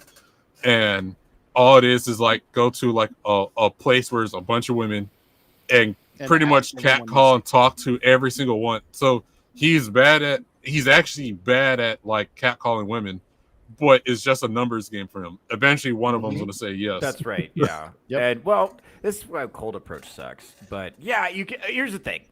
So the reason cold approach sucks is that it's a low percentage strategy to what is already a low percentage pursuit. So you're stacking low percentages on top of low percentages. And that's tough. That's tough. Even in a numbers game, in order for that to wash out in the averages, you got to hit some big numbers. So you're getting like a representative sample size of your local area. And I understand for men that don't understand that it will work eventually, the amount of rejection they got to face kind of off rip is tough. The other thing, too, is that I think for Gen X for sure, and even for millennials more so, we were conditioned to rejection kind of gradually over time. Gen Z has been so shielded from rejection, they're expected to just bear all of it in adulthood at the same time. And they're like, fuck that, I'm going inside. And I can't really blame them for that. I get where they're coming from. It's unfortunately like continuing the species is non-optional. Like, I don't know what to say. We just got to fucking, like, suck it up. I wish there was, like, a rosier, way to do it. But even, and it's like, even though you have, like, the psychopathic HR department is, hell-bent on locking you up for normal male behavior, you still got to go out there and do it, man.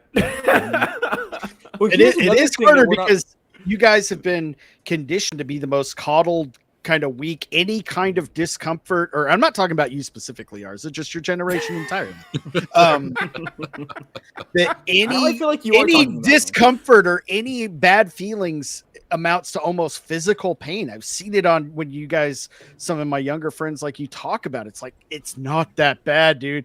You get it's just a skinned knee, just fucking rub some dirt on it and move on. 0 right now.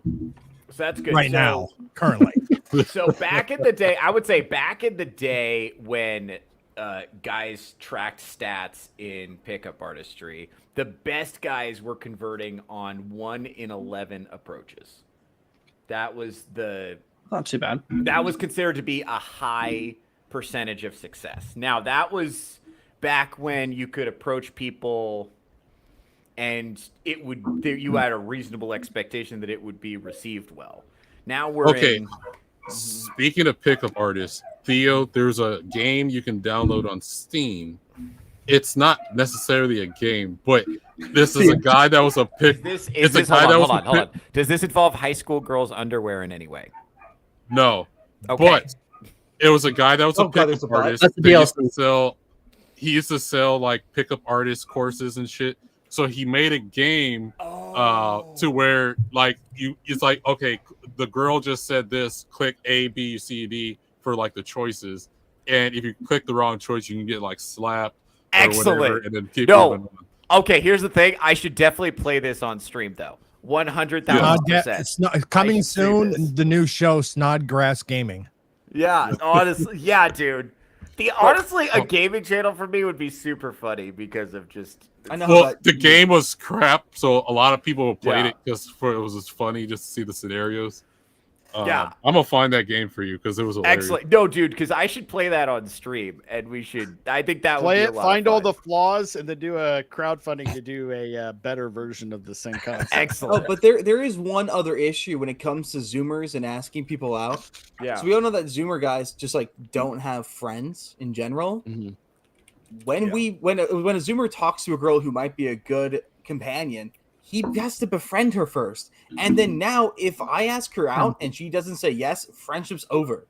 So it becomes kind of a sunk cost. I'd rather stay single and keep a friend than maybe. Guess what, buddy? That's not a new problem. That's been around since the 90s when I.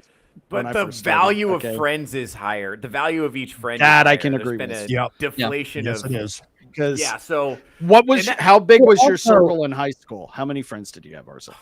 4 or 5 people, maybe. Okay, 4 or 5 close friends, and then how many? Oh no! Oh, close friends too. I had 2 close friends. Jesus fucking Christ! Are you serious? Just 4. Your whole group in high school was 4. We branch out to like friendly acquaintances. Is 10, 12 people. Okay, that's more reasonable. Like my main inner circle was about 5 to 10, and then kind of the outer cliques and everything. Sorry, I was gonna laugh. So most guys, especially guys who aren't the pinnacle of the Zoomers, never get the chance to like really form large groups of friends. Yeah. Don't get me twisted. I was a fucking dork, and I still did just fine. Yeah, well, and that's the problem too. Is if you don't have a lot of friends, so traditionally the way people met each other for like mating and dating is through friends. That's how you meet people. It's like before dating apps and like the idea that like everybody in the '80s was just approaching random people in bars and like doing coke together and then somehow turning that into a marriage was like not reality for most people. No, it's being introduced to a girl. I mean, being introduced to a girl by another friend, Lisa, introducing, hey, I think you two would click. And and then the conversation starts. It's things like that. Yeah, well, married people are nosy. So if you're friends with married people, they will try to like shove you together with their single friends, whether you want to or not. It will just happen to you. They'll just. But she's got a great personality. Yeah, and they just keep pushing, and it's all the time. It never stops. It's constant. It's constant. You hear it ringing in your ears. I constantly attempted to make friends. You know, I talked to a lot of people in my classes. I went to clubs, and I walked out of it with one person I might talk to occasionally. Like all my efforts to make college friends ended up being, I have someone who I could talk to during the semester, but once the class ends, there's no attempt, no communication, no effort to meet each other outside of that. If we run into each other, like by happenstance. Yeah, well, okay, so I kind of want to know about, I kind of want to dig into this. So one of my theories about this, I have a couple of them, but I think once we made it so that everybody had to work almost all of the time just to stay alive, we made hanging out outside of work kind of suck. And school also became sort of like that too, because you have school and then it's like hours and hours and hours of like punishing homework for no fucking reason. And even college is not quite what it used to be. You know, when I was there, college was an adult daycare where people could experiment with sex and drugs while occasionally receiving liberal propaganda. And now they're not even having sex and doing drugs. You know, so. Well, some of them are. Yeah. Okay. Well, the liberal propaganda is now don't have sex and don't do drugs because you might be a rapist, you horrible man. Well, no. So what's happening is they're having sex, but they're not getting into relationships. They're having sex, they're doing drugs, but if they do that, they're not getting into relationships with one another. In my time in college, I knew only a couple of people who were in committed relationships, and only one of them I knew actually got into the relationship during college. So most of them are in these weird polyamorous, interchangeable. No, they're not even polyamorous. They're just, we're gonna fuck and never talk again. No, yeah. Well, another thing too, this happened a lot. So I was trying to do a stage bit for a while where I would find a couple in the audience and settle an argument, and I thought that would be a good bit to do. But every time I found a couple, they were like non-committal. And they were in some kind of situationship, and it became obvious that one person wanted it way more than another person. It became like a running meta joke among the comedians who saw me try it, because it was just time after time after time. I was finding people who were in some kind of like, mostly like Zoomers and millennials, who were in some kind of weird, we haven't talked about the labels yet, and one of us wants a relationship and the other one wants things to be what they are right now, and that it's the kind of like an ugly, tension there. You're actually doing a good service there, because I can guarantee you, because maybe, and I would guess half of the ones who didn't want relationships were, more than half were probably didn't want relationships were women, and the ones who did want relationships were men, but men only went along with it because they were getting some. Is that accurate? Yeah, mostly. Yep. Now, what's kind of funny is I went to calling that shit out. My favorite question from the stage is, why haven't you married her? Well, no, I made the mistake going to the local comedy club. I went and saw Dave Landau. I took a friend of mine that I worked with. I invited him to come along, and he brought his wife. We had the seats that were right at the stage.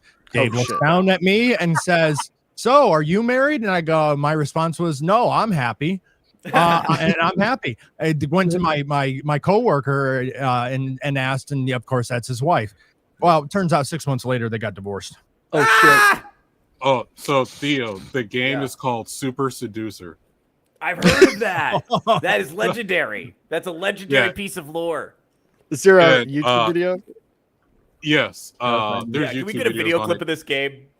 Okay, Just hold so on. everybody can see what we're talking about. No, so Theo, you know what we should do for a touch grass? You should play that game and then have poll the audience and then poll the panel on what we should select.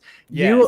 You probably knowing what we should select, but you just you explain to us why we were wrong. Yes, it'll be fun. It'll be Well, fun. also the guy who made this was such a fucking tool. You got to see a clip. We got to show a clip from this game. You got to see it. It's so much fun. Okay, Oh hold my on. god. Yeah. Yeah, so there's Super Seducer 1, Super Seducer 2, and Super Seducer 3. It's So, a trilogy. Yeah. Yeah. Did it need to be? So, and they all got very positive reviews. Excellent. Yeah, they're all on sale right now on Steam. Tempted. Yeah, they're all I don't know, Theo. This guy looks kind of familiar. Hey, let's not start. Let's not start. Come on Who now. wants to share the screen of it? Okay, I just shared a link to a Call Me Kevin re-upload. I guess he had to take it down from YouTube, but there's nothing bad in there. Yeah, it's nothing. Oh god, it's fun. You could. Aaron, do you have it? Yeah, I put it in the I got it. I got it. Okay. I just got to share screen.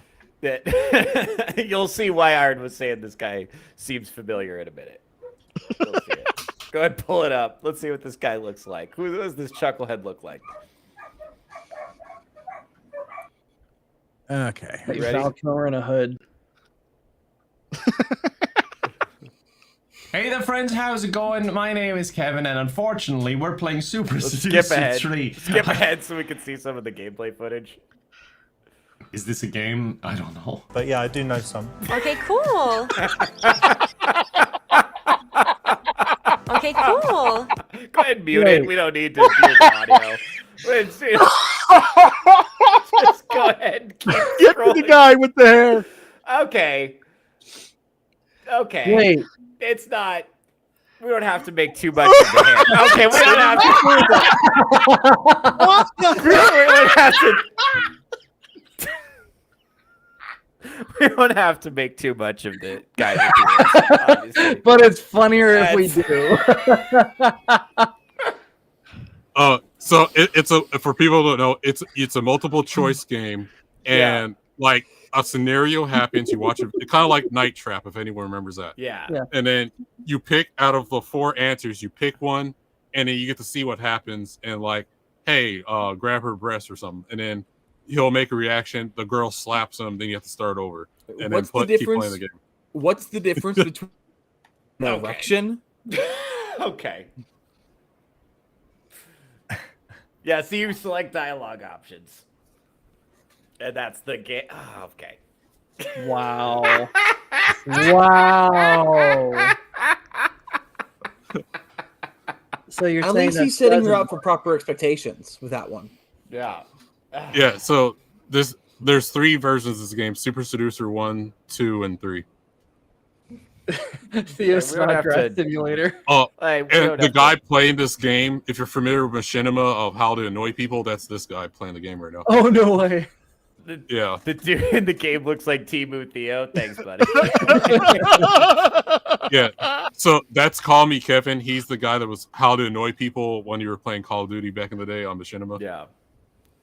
That's again. We should. I don't know if we could put. You know.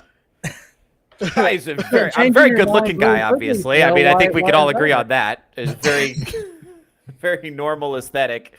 Your tune changed in an instant. All right, who made a game about Theo? Okay, guys, he doesn't look that much like me. Theo Snodgrass, he doesn't look that much like me.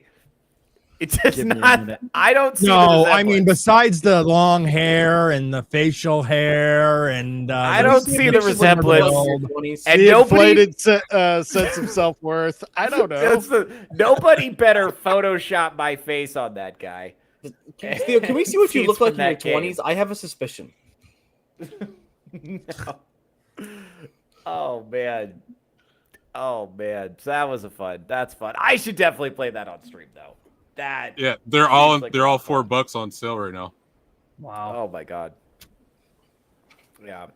So The point is, I don't know why we were talking about that. The point is, well, we were talking about catcalling.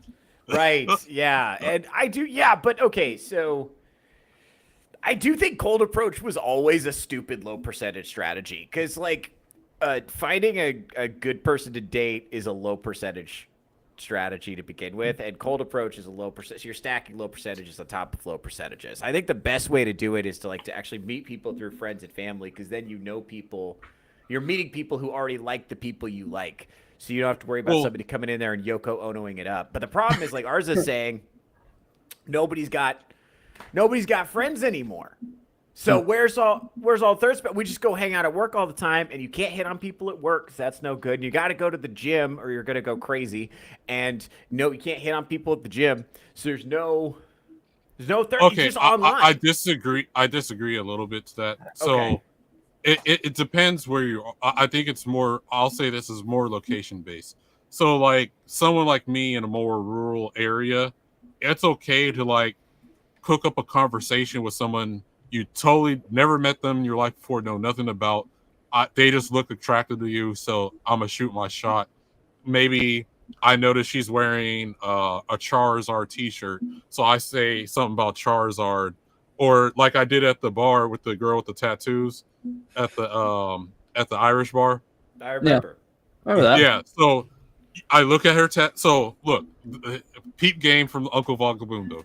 So you notice the girl got tattoos, and you're like, okay, study the tattoos, the placement of them. That tells you a lot. And then you see what tattoos she has. Oh, there's a little Hello Kitty thing right there. And then you might see something else. Okay, this chick's in the anime. And you say something, she's like, oh, how'd you know? Well, I just saw your tattoo. Then you just cook up a conversation, and the more you talk with that person right then and there, you're judging, all right, do I keep pursuing this, or do I just end the conversation and move on? And that's all it is. And same thing with conventions. Of course, you hear now, cosplay is not consent. That's a whole bullshit. That's just 0.1% of people actually follow that nonsense. You go to a chick, she looks hot, she's dressed up as your favorite character, and some character you know a lot about or whatever show. Hey, I love that show, and you start cooking all your knowledge and brag about how much you know about that character, and then she's gonna be like, oh, you know that shit too, and then there you go. You work your way in. It's not impossible, even if you got no friends. Most of my friends are not even nerds, so I'm usually going to cons and shit by myself, besides like a couple other people anyway. And that's how you do it. It's not that hard. I mean, let's see, I did laundry Thursday night, and I would say she was like a Spokane 7. And hey, I caught her checking me out. We exchanged a few smiles and stuff every time we passed by each other. Now, granted, no, I wasn't interested, but still friendly, just that friendly interaction. Yeah, if you adopt a friendly attitude, I probably could have gotten her number if I had pursued, if I wanted to. Well, if you adopt a friendly attitude towards the world, you're going to be more likely to have more friendly interactions. True. If you just open body language helps. Yeah, if you just talk to people wherever you go. Okay, that we didn't have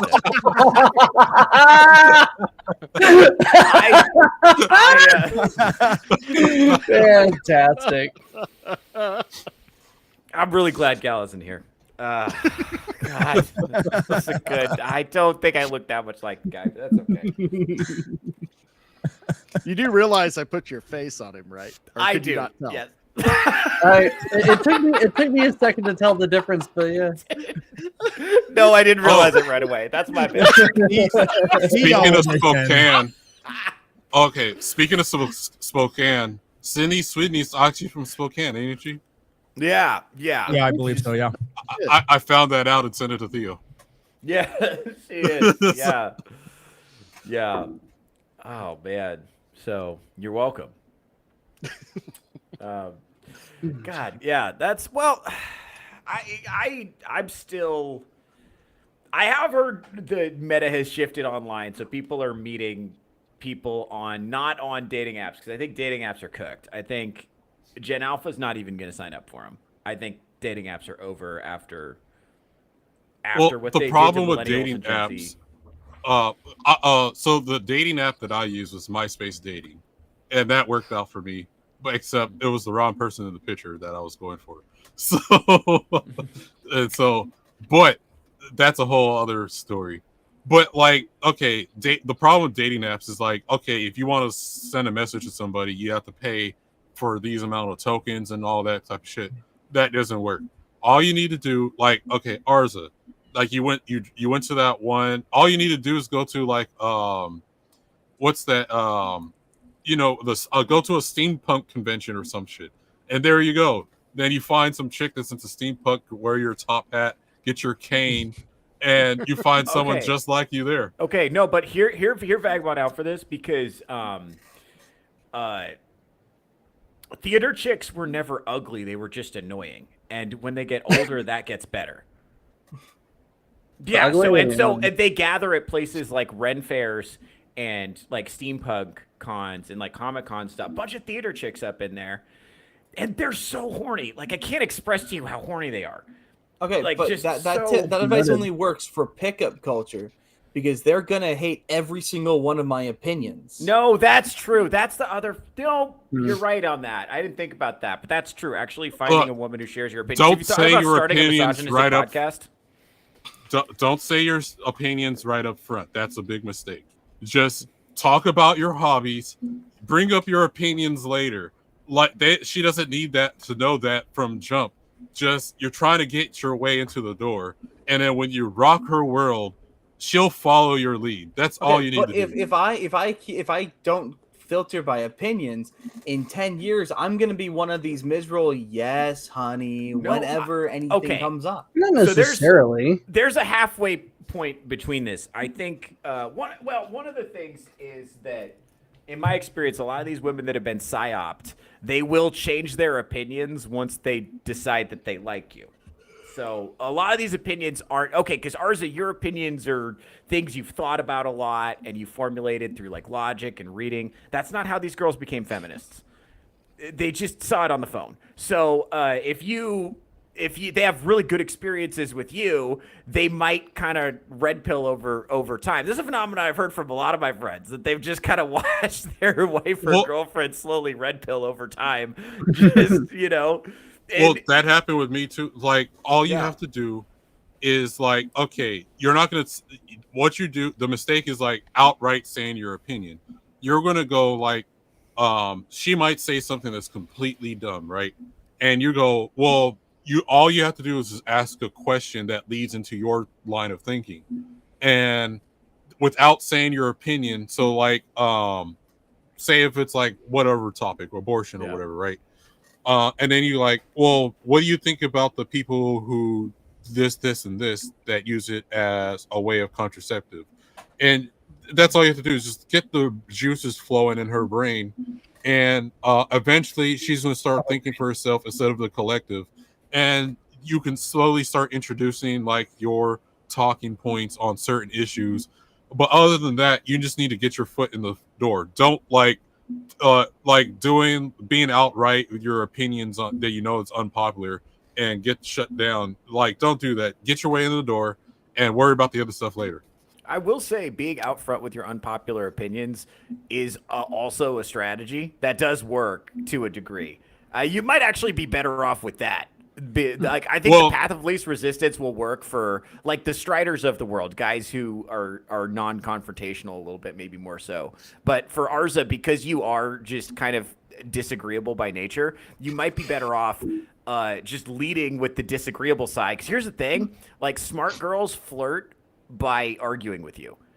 And this is something that I struggle with even to this day. About probably like at least once or twice a month, some woman wants to come on a stream and take my fucking head off. It happens.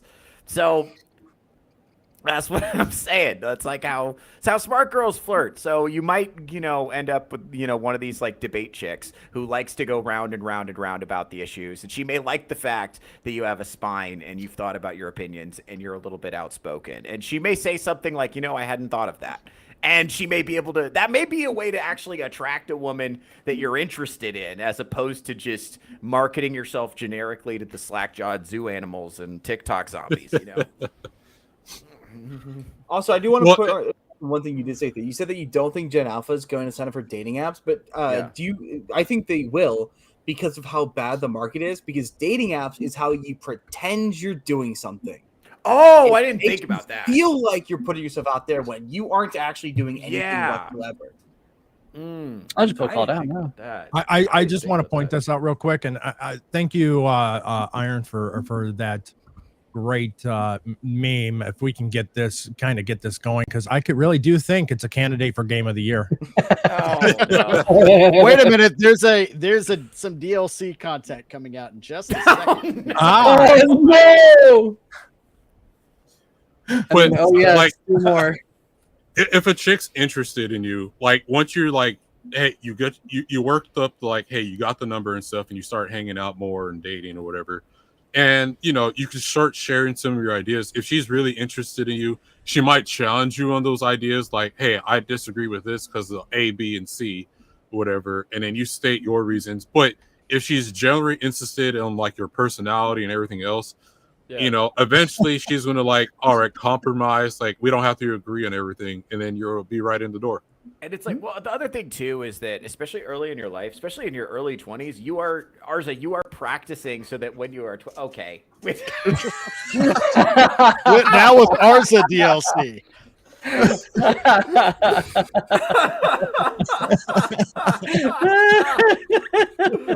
Oh Lord. Jesus Christ. Anyway, like I said, well, what I'm trying to say is like dating gets way easier for men after the age of 28. So but you don't want to have no experience in dating when you get to 28. You want to have some experience.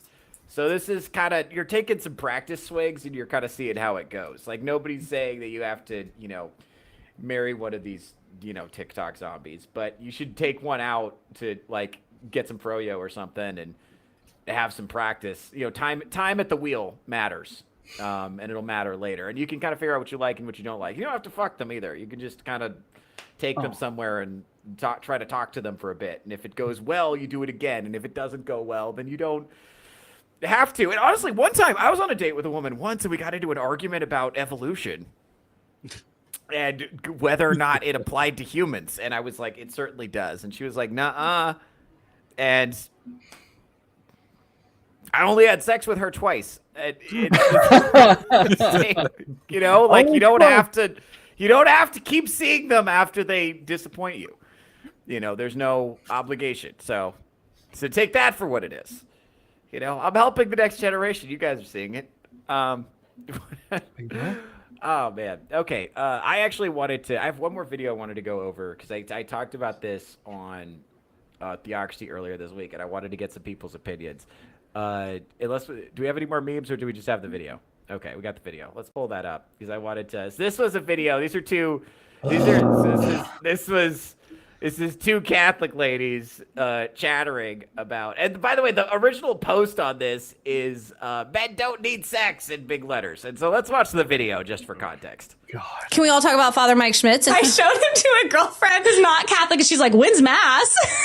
What about the man needing sex? That's just a cultural narrative that basically says men are like animals and they have to be able to do this sexual thing. Otherwise, they're going to go crazy. And the reality is there's whole vocations that are celibate. And these are virile men's men. Some of the most masculine of men I know are priests. We need food. We need air to breathe. We don't need sex. It's a gift of coming together, and it's designed to bring life into the world. I think the sexiest thing about a guy is like their self-control. And my husband has amazing self-control. So after baby number 4, when we started practicing NFP, it was like, you sure about that, honey?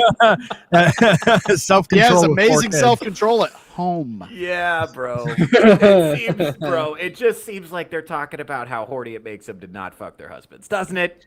Yeah, and it definitely, and let's also not gloss over the fact that it's definitely setting up an expectation, because there are people who follow these people and absolutely take every word they say as gospel, because Lila Rose especially is a very influential figure in the conservative circle. Mm-hmm. They will use this they will say, oh, actually men don't need sex. Yeah, but men kind of do. Here's the thing, women do too. And this ridiculous idea that women are the less sexual gender is ridiculous. No, we all need it. And the fact that they're intentionally and I think this is a psyop, that by this philosophy, they're sabotaging their marriages and sabotaging their relationships deliberately because of the feels or because of the religious satisfaction of it is ridiculous. And it's dishonest because in actuality they're probably both having affairs. Could be. Who knows? I hope not. Yeah, but okay. He probably definitely is, especially if he has the kind of self-control. Look at her delusional eyes right there.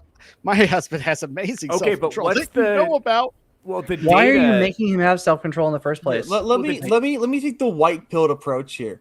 Men can control themselves. So, like, I'm not somebody who's going to be wanting to have sex with every single thing that moves or have sex. Most men are not like that either. Yeah. Mm-hmm. But men can, even if you are that kind of person, you can train yourself to value other things. I mean, if they're trying to adopt less sexual activity to children instead of, Notice they started at the beginning. Sexualizing a priest. The horniest thing a man can do is not have sex at all. And it's like, shut your whore mouth. Because they want something that they know they can't have. It's naughty. That's why they want the priest. And that's why these women would probably go for it if he were to break his vows for her. Should be all about the whole point, by the way. But isn't that just the ultimate female fantasy? A man crossing the boundary and doing something he would never ever do for her. Well, that's why they love gay men so much. Yep, they want to turn us. And actually, the reason that the celibacy in the priesthood is considered such a significant sacrifice is because men's sexual desire is so great. That's why it's a sacrifice, and it's supposed to be. You're supposed to give up something to get something else, and then you focus on your spiritual development. There's really significant, but the whole point of that is predicated on this idea that men's sexual desire is significant. So foregoing it is significant. And look, here's the thing: I understand what the point they're trying to make about how sometimes foregoing sex even within the context of marriage for a short time can stimulate desire and all this stuff. This is all but. Like, optically, it just looks like they're tittering about how exciting it is to not fuck their husbands. And the data suggests, right, that the majority of OnlyFans subscribers are married guys, right? And, and I've talked to, I look, because of my life choices, I've met a lot of girls in the industry. And, I talked to, there's one particular OnlyFans girl I talked to one time, and she told me she went on there with the intention of being a virtuous prostitute and not catering to married men. And she figured out very quickly that if she didn't have married male subscribers, she wouldn't make any money. They're all married. Everybody on there is married. Yeah, well, I don't expect that you can. I think she was delusional from Jump Street. And remember, this moral principle folded immediately as soon as there was a dollar sign attached to it. As soon as it was going to cost her money, she just threw it out the window. But sweet girl, not super principled, but very nice. And she was very flexible on her right to vote after I talked to her for a while, which proves Stephen Collins wrong, by the way, bringing it full circle. LOL, no, you cannot red pill a girl who likes you unless you can keep her completely off social media and she has few female friends. Yes and no. I actually think there's, and this is controversial, I think there is a little bit of a duty on men to disconnect some of these girls from the propaganda network that's lying to them and pumping them full of lies. I think one of the ways that women resist propaganda is by they hear something, they feel afraid. I talked about this on Theocracy last episode. They hear something, they feel afraid, they get their wheels turning, and they go to their husband and they're like, honey, is this true? And it's like, no, honey, have a glass of water. And that's not real at all. Well, okay. Have you familiar with Shoe on Head? Yes. Okay, friend of the channel. So basically she was more like socialist and stuff like that.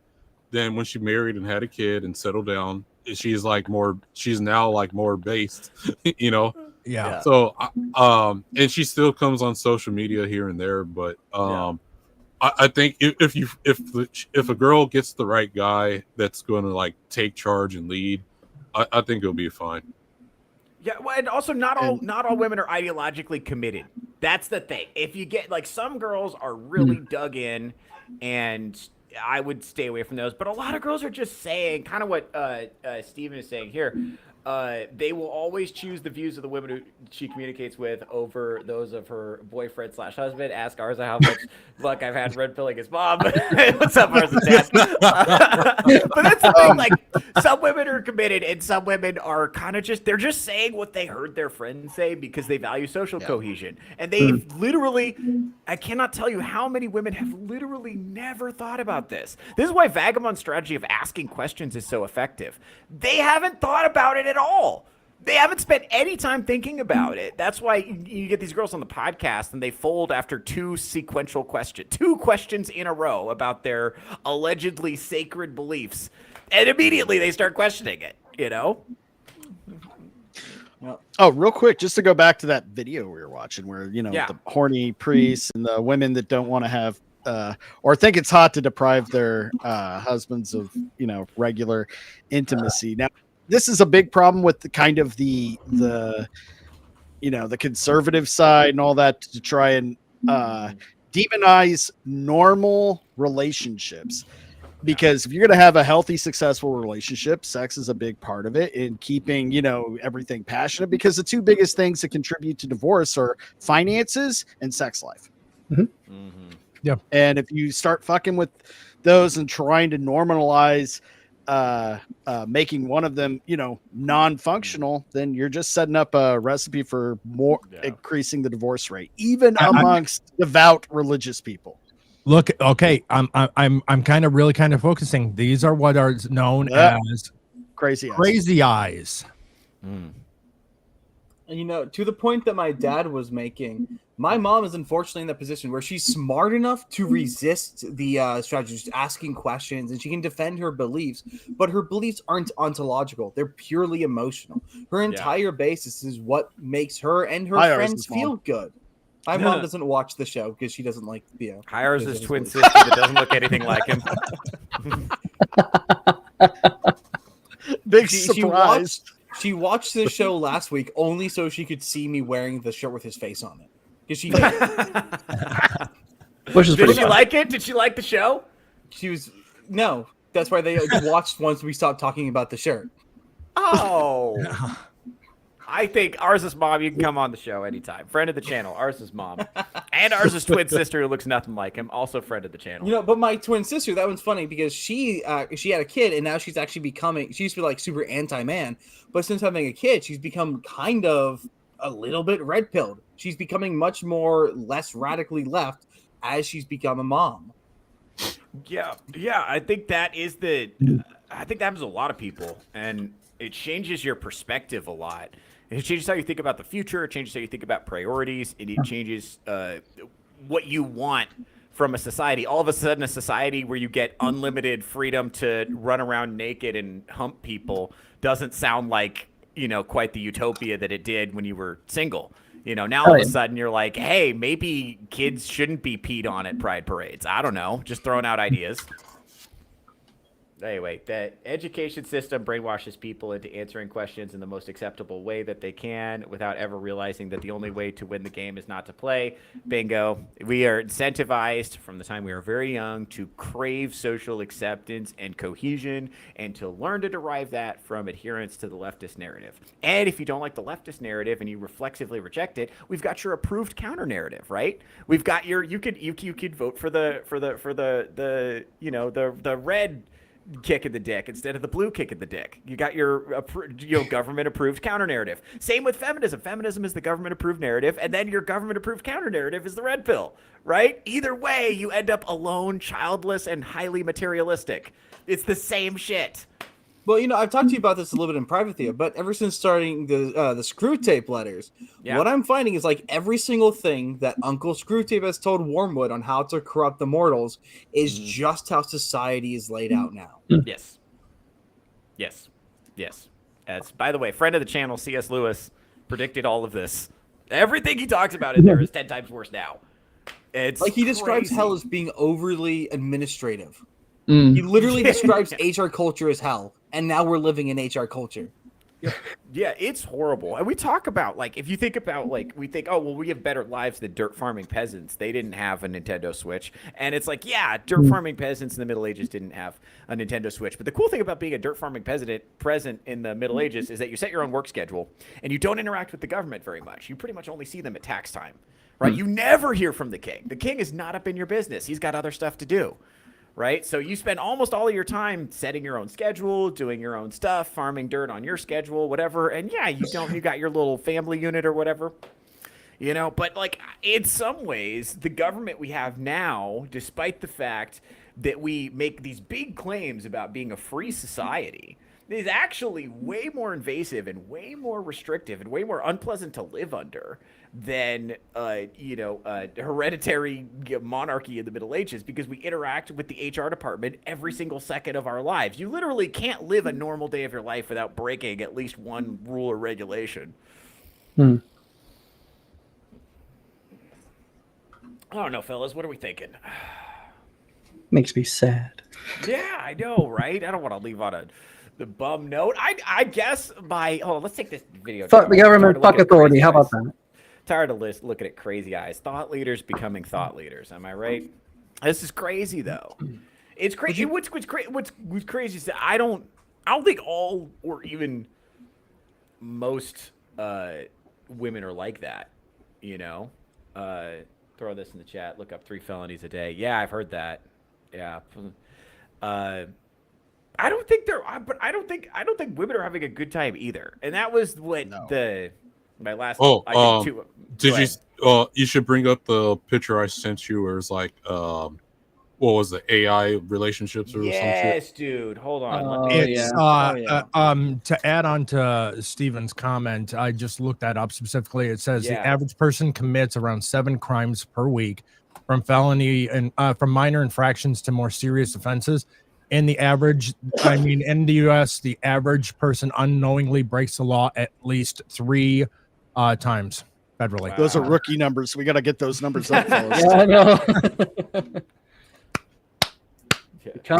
You were mentioning that you don't think women are happy under this system, and they're definitely not. No. But the fridges kind of are, and when women look to other women to see whether or not they're already unhappy, though. Well, but they just want to share the misery. Well, exactly. So women are looking for other women to see whether or not they should be happy about things. And because the miserable women are happy, other women are miserable, it makes it look like the demographic is happy because everyone's sharing in misery instead of actually looking for anybody moving forward. And they're so deeply hedonistic that they'll just rather buy 20 Labubus and go into generational debt for them than actually worry about trying to talk to somebody. Yeah. Yeah, dude. My mom definitely doesn't have a Labubu problem. What is the Labubu thing is crazy. I don't know. I think it's just the modern Tamagotchi and the modern Furby. Yeah. We didn't strap Tamagotchis and Furbies into car seats. No, I disagree with that premise. I remember there was a lady, she had to feed her Tamagotchi and end up crashing her car. Okay, but look at this, though. The thing is, okay, we also didn't have this many childless people in the 90s. And look at the way people are responding to kind of the relationship crisis in this weird little mouse utopia we live in. My girlfriend is AI, 80 members, okay, on Reddit. My boyfriend is AI, 11,737 companions. Yes. Bro, women are getting taken out. I thought it was going to be like that movie Her with Joaquin Phoenix, where it was going to be all the no offense, ours. I thought we were going to lose you.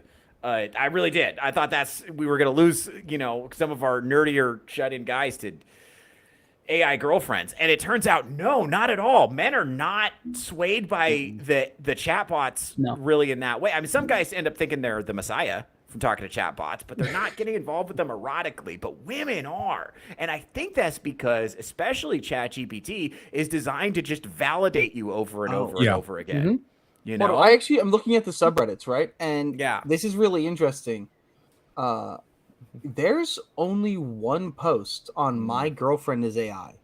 Oh, really? Wow. Yeah, so here, I have my screen pulled up. Here is My Girlfriend is AI, 200 users, one post from 7 months ago, and it's a locked thread. That's it? So That's what's all going that's on it. over there? There's 26 comments. Should it better turn be my partner's AI? And it's just it's 26 comments. The last one was 3 days ago. Why would you want to be a partner with a dirty wireback silver number crunching clanker? getting some Star Wars terminology here. My boyfriend's AI has 19,000 users. Yeah, that makes sense. And 281 active people actively on the subreddit right now.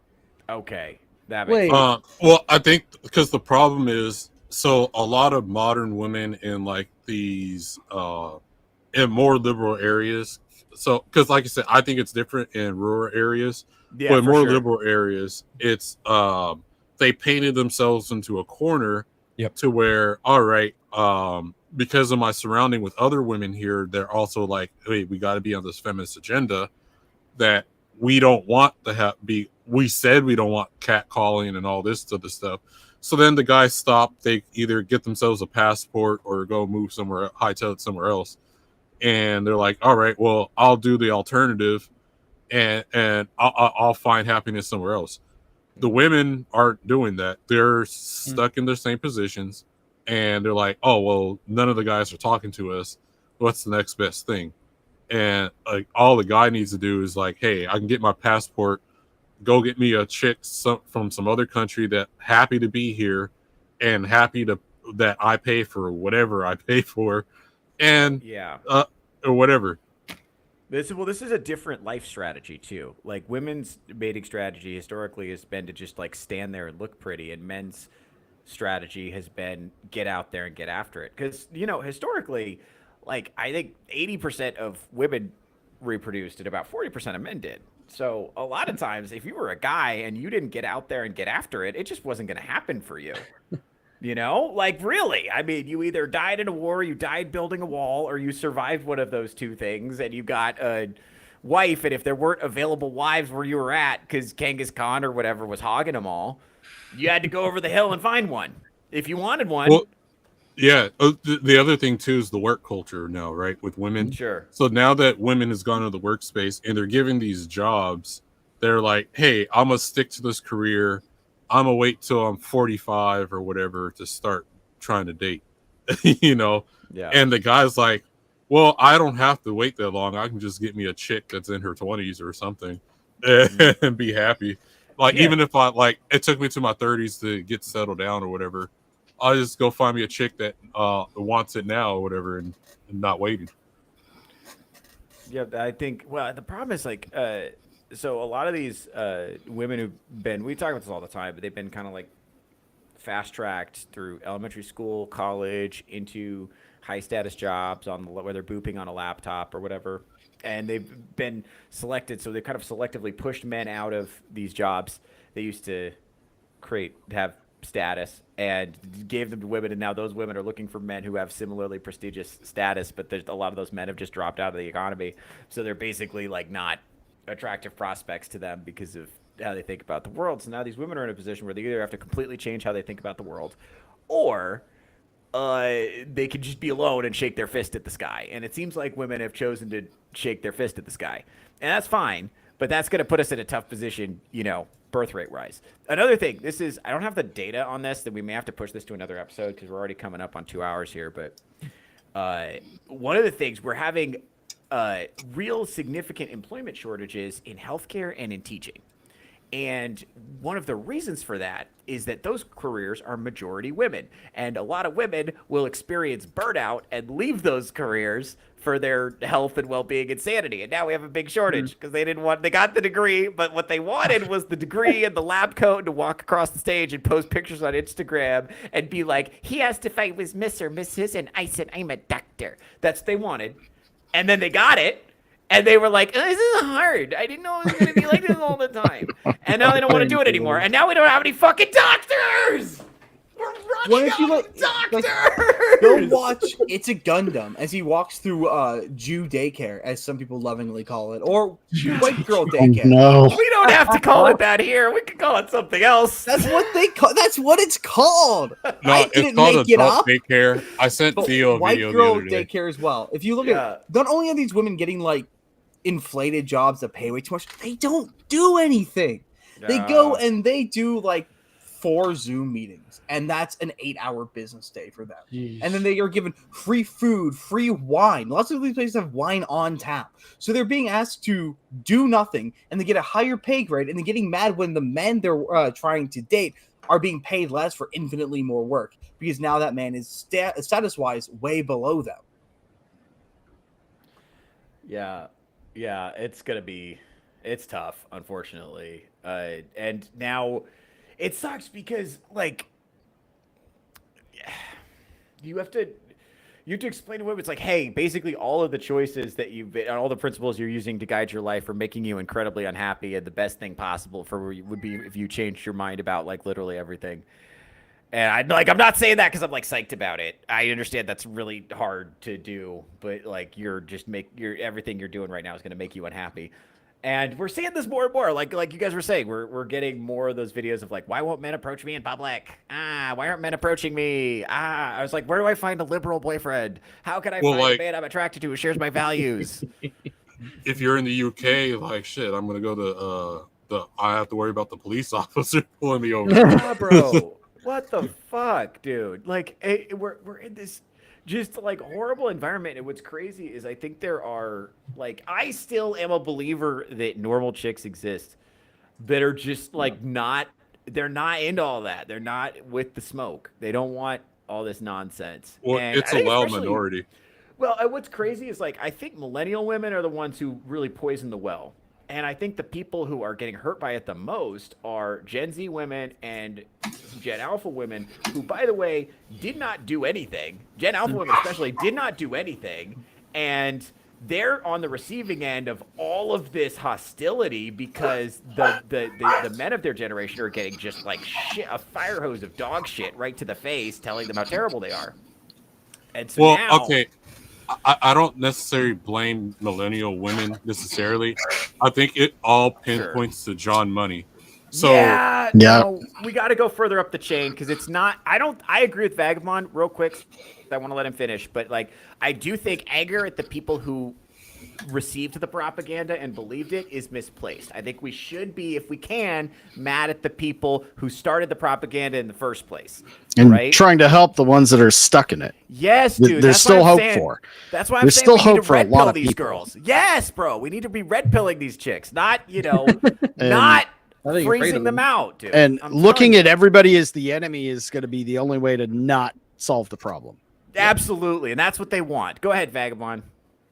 Oh, I was saying, so because the problem with John Money, besides the experiment he's doing in creating these terms, there's only male and female. I'm sorry, there's only 2 genders. Yeah. And then anything and blurring the lines is because in his case he was trying to blur the lines to make it say that kids can't consent, which we know kids can't consent, but that's translated years over time. That's translated to today, where they're trying to say that women can do the same jobs as men can do the same jobs as women, or there's no gendered sense of job placement or whatever. That's why you got the whatever basketball going on, WNBA, talking about the same pay when the pay is actually based on the attendance and people who watch. And if they just need to get their own numbers up, just, I don't know, play basketball in bikinis or some shit. Same thing with the soccer. Like, do something to get me to want to watch. Other than that, the men play better than the women do. So of course there's more views. Yeah, their strategy seems to be to whine at us. And they don't watch it. That's what makes me mad. I'm sorry, I already talked about this for 2 hours a couple days ago. But they don't watch it. Here's what they want. They want us to watch it and to say it's just as good. And I'm not going to do that because that's a lie. And Theo, okay, and that's for sports, and you're 100% right, but this goes into the nerd culture too. Mm-hmm. They've infected movies and comic books and video games. They've made it feminist propaganda. They've turned it into, all this girl boss shit. Right. And they're not interested in it. They're not buying this shit, but they just want us to. Well, same thing. The awesome thing, the girl boss stuff is more. Bingo. Does it also translate for men trying to dress up as women? Honestly, that's a good point. because that's who they bow down to. All the women that says they're a feminist, they all bow down to a guy that puts on some makeup and a dress and some lipstick.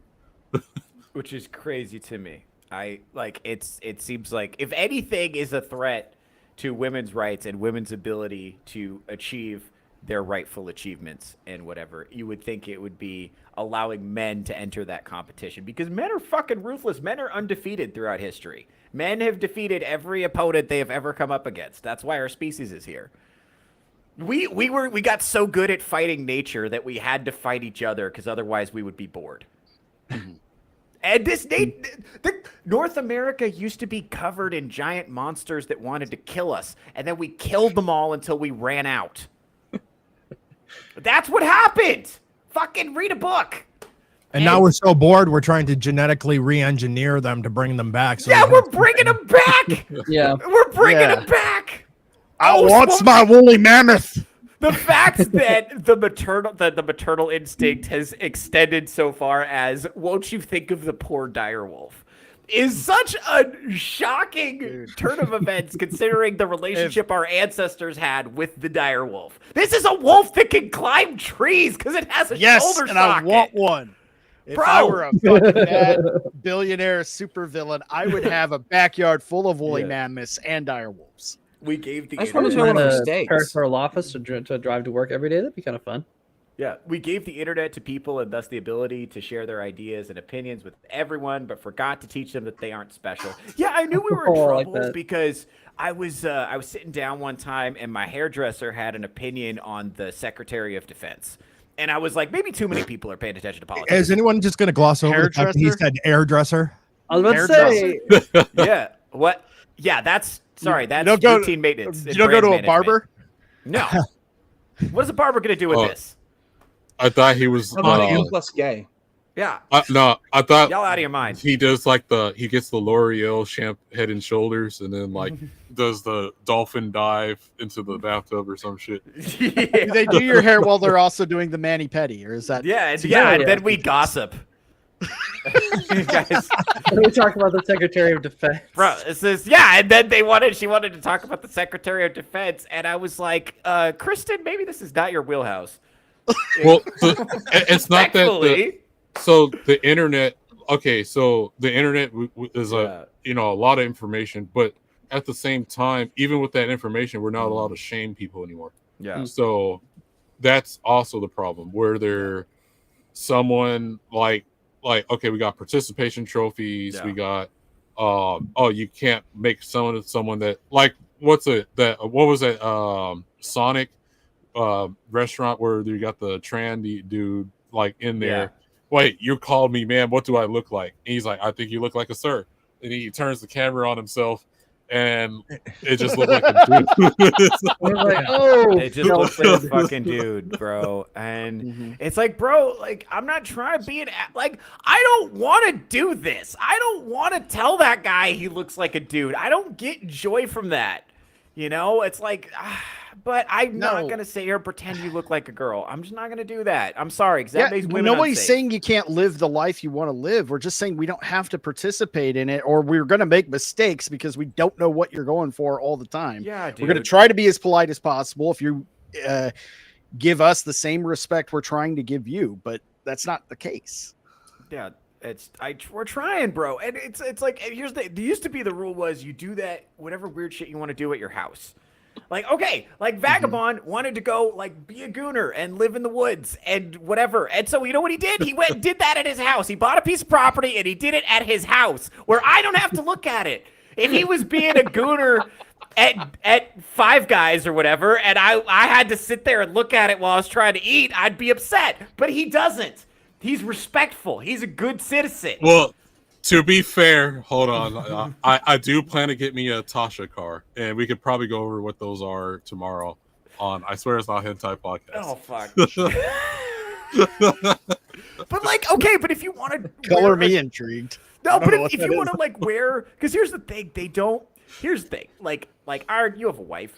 We've all seen women before. We know what a woman actually dresses like. That's not what trans women dress like. They want to dress up like the girls they used to jack off to.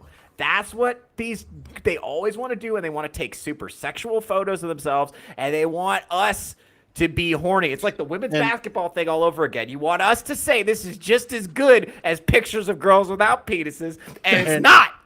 That's how you can sort out the ones that are just truly trying to live like I feel like a woman. I want to live like they kind of just dress, like normal. You can still, of course, tell. And then the ones that are fetishized, they want the attention. It's exhibitionists. It's about getting the attention. Like that guy who goes into the bathrooms at Disneyland. He dresses like a 14-year-old girl. Bro, what the fuck? Really doesn't dress like a middle-aged woman. Well, did you know that the transvestites actually have a slur for gay and bisexual people who don't want to date them? Really? If you refuse to date a trans person, you're called a genital fetishist. Oh my Fuck god! Literally, if you are a lesbian who doesn't want to date a trans woman, you are called a genital fetishist for caring that he has a penis. That's another thing. A lot of these trans women are also lesbians. No, you're not, Steve. You've got problems. You need help. My dad doesn't do that. Is your dad named Steve? I'm sorry. Yes. I just pulled a random dude name off the top. That's funny. Man.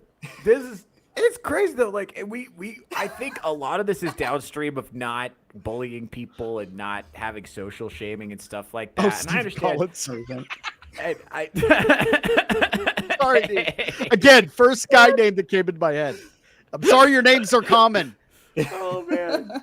Oh man. But this is a real problem that we're dealing with here. This is a real problem. And okay, here's the thing. The other thing too is, okay, if women are saying out loud that this kind of stuff makes them feel unsafe in their spaces when there's like dudes in there, and I'm supposed to, what am I supposed to say if I want to be like, so it's like, no, shut up, a woman with her child in the locker room, shut up. This man has to be here now because that's what progress is. So stop being a bigot. Not a is that because that feels predatory to do. To be like on the side of the perverts. Now, listen, I'm all about standing up for perverts over here, but that feels like just a bridge too far. No, like I feel like the point of being an upstanding and moral man is when women say that they're feeling threatened by something, you at least pay attention, right? At least clock it, check it out. Sometimes it's nothing, right? Usually, sometimes it's a taco and a glass of water, but I don't think that's what this is. I think this is like a serious thing.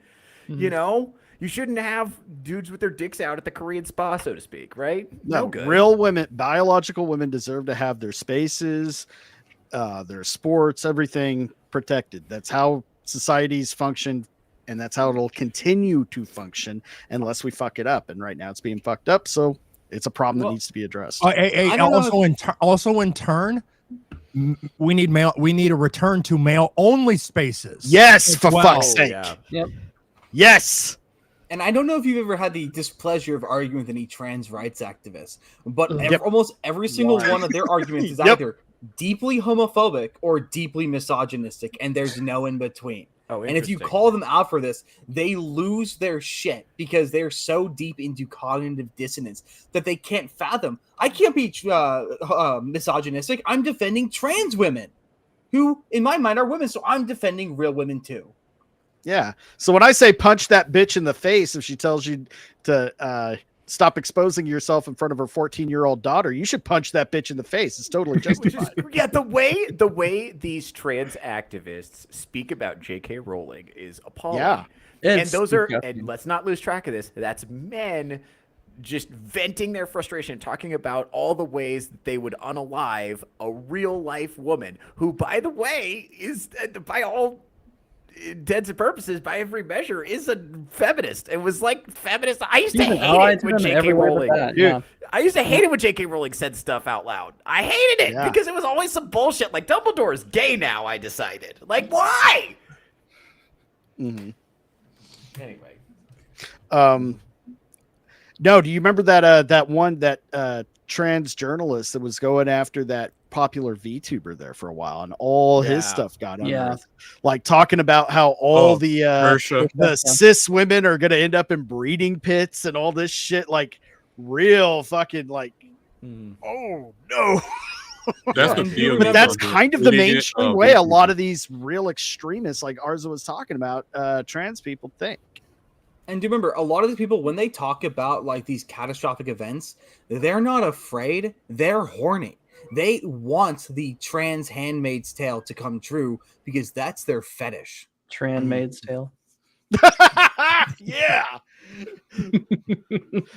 Just as twisted. This should be a new Kickstarter comic book, The Trans Maid's Tale. Oh God.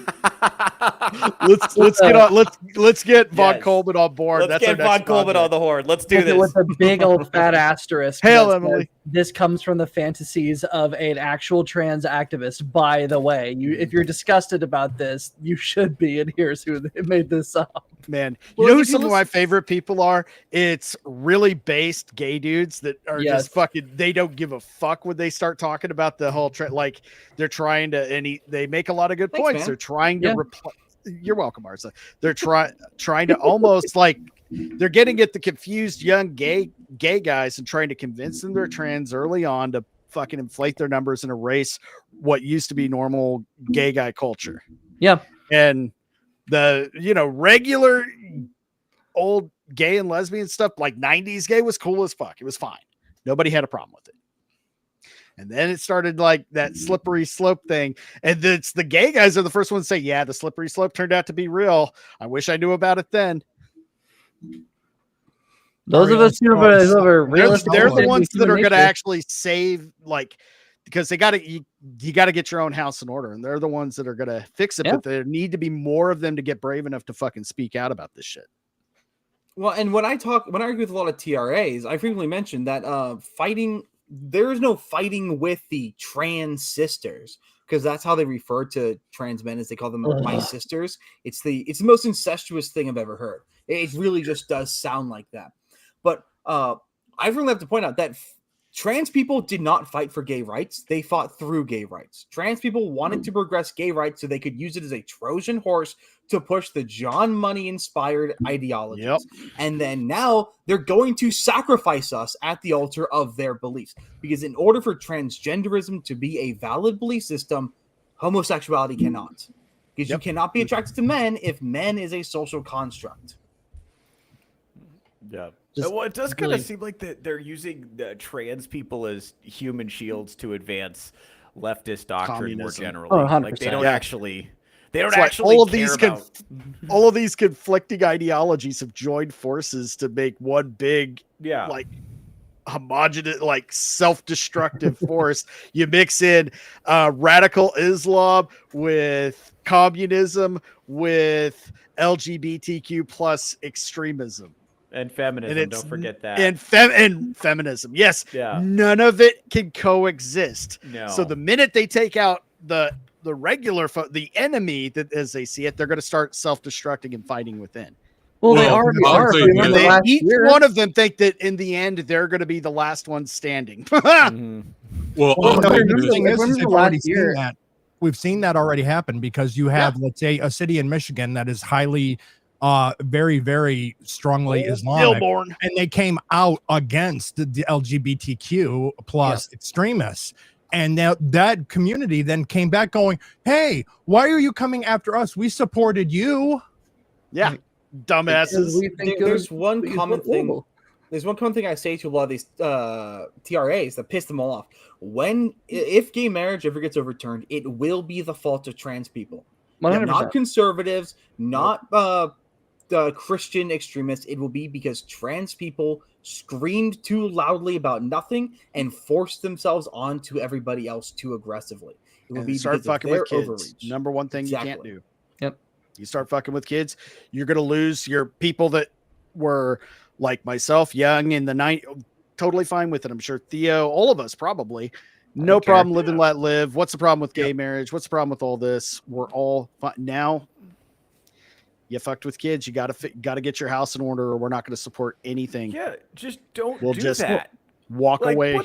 That's so crazy, because I would never think to do that in a million years. I wouldn't be like, I would like I thought that was a good rule. Do it at your house. Do it at your house is such a good rule, right? Right? What do you think, Strider? I completely agree. But I'll not. But one thing that was my big concern was that incrementalism was a thing. Yeah. And it's always a thing with humanity, because if you give someone an inch, they will take a mile because you've given them that little inch. And the only reason like, for instance, gay marriage is now kind of on there's now a case before the Supreme Court to possibly overturn it. But it's the exact same thing as Roe v. Wade. These activist judges to the state forced it down our throats through judicial fiat instead of allowing us to have discussions and allowing each state to decide what to do with it. And so now that same foundation of this law of the land, it was based on a bad interpretation of law, and now it's on the chopping block because the activists got too much power and got drunk with it. And nobody gave a shit about them. Everyone just wanted to. It was like, okay, do your own thing. But because incrementalism is a thing, and we gave them carte blanche authority to do whatever because they're the victim of the day, all of a sudden they way overstepped, and especially even from the halls of power, not even counting the Supreme Court. I think Lindy Lee was a former staffer for Biden, connected to them, friends with the Biden family. Apparently, Joe was completely incapacitated, which we all knew, but who he was replaced by, there was a reason that everything went to shit. And all of a sudden you had troons on the White House lawn half naked. You have all this degeneracy in the White House because there were literal TikTok troon activists governing for him. And that's what these people do whenever they get too much power. When you have people who just want to exercise their authority over others, this is what happens. But the thing is, the more they tighten their grip, the worse everything got, because all of a sudden we're like, well, fuck you. We're not going to do what you tell me. Like, never underestimate the power of the fuck you. It's great. But the thing is when it comes to the gay marriage aspect, is like everyone forgets the history of it. It all goes back to what actually got it to the Supreme Court was California. The thing is California had put a proposal on there for the voters, and the voters said no. Yeah. The state didn't like that and then sued the people who voted. Yeah. Yep. California's lost. Can we just trade it for Japan at this point? We're just sinking into the sea. Did you guys see? I don't know if we have time to get into this. Did you see Gavin Newsom's big speech? Like, California will be fighting back. To a whole 106 people.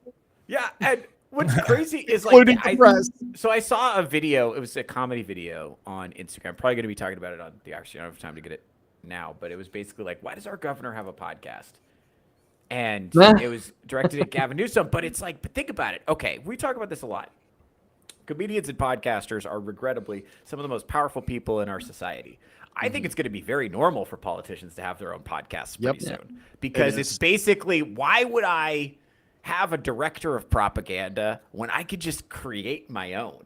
And I think the problem of charismatic narcissists being drawn to politics is going to be even more pronounced as we merge the job of politician and podcaster, and it becomes sort of like we become slowly ruled by narcissistic social media personalities. You're 100% right. And just going back a few decades before, why do you think all politicians, even some that are prevalent today, like Obama and well, he's the biggest example, but they talked like evangelicist preachers. Yeah.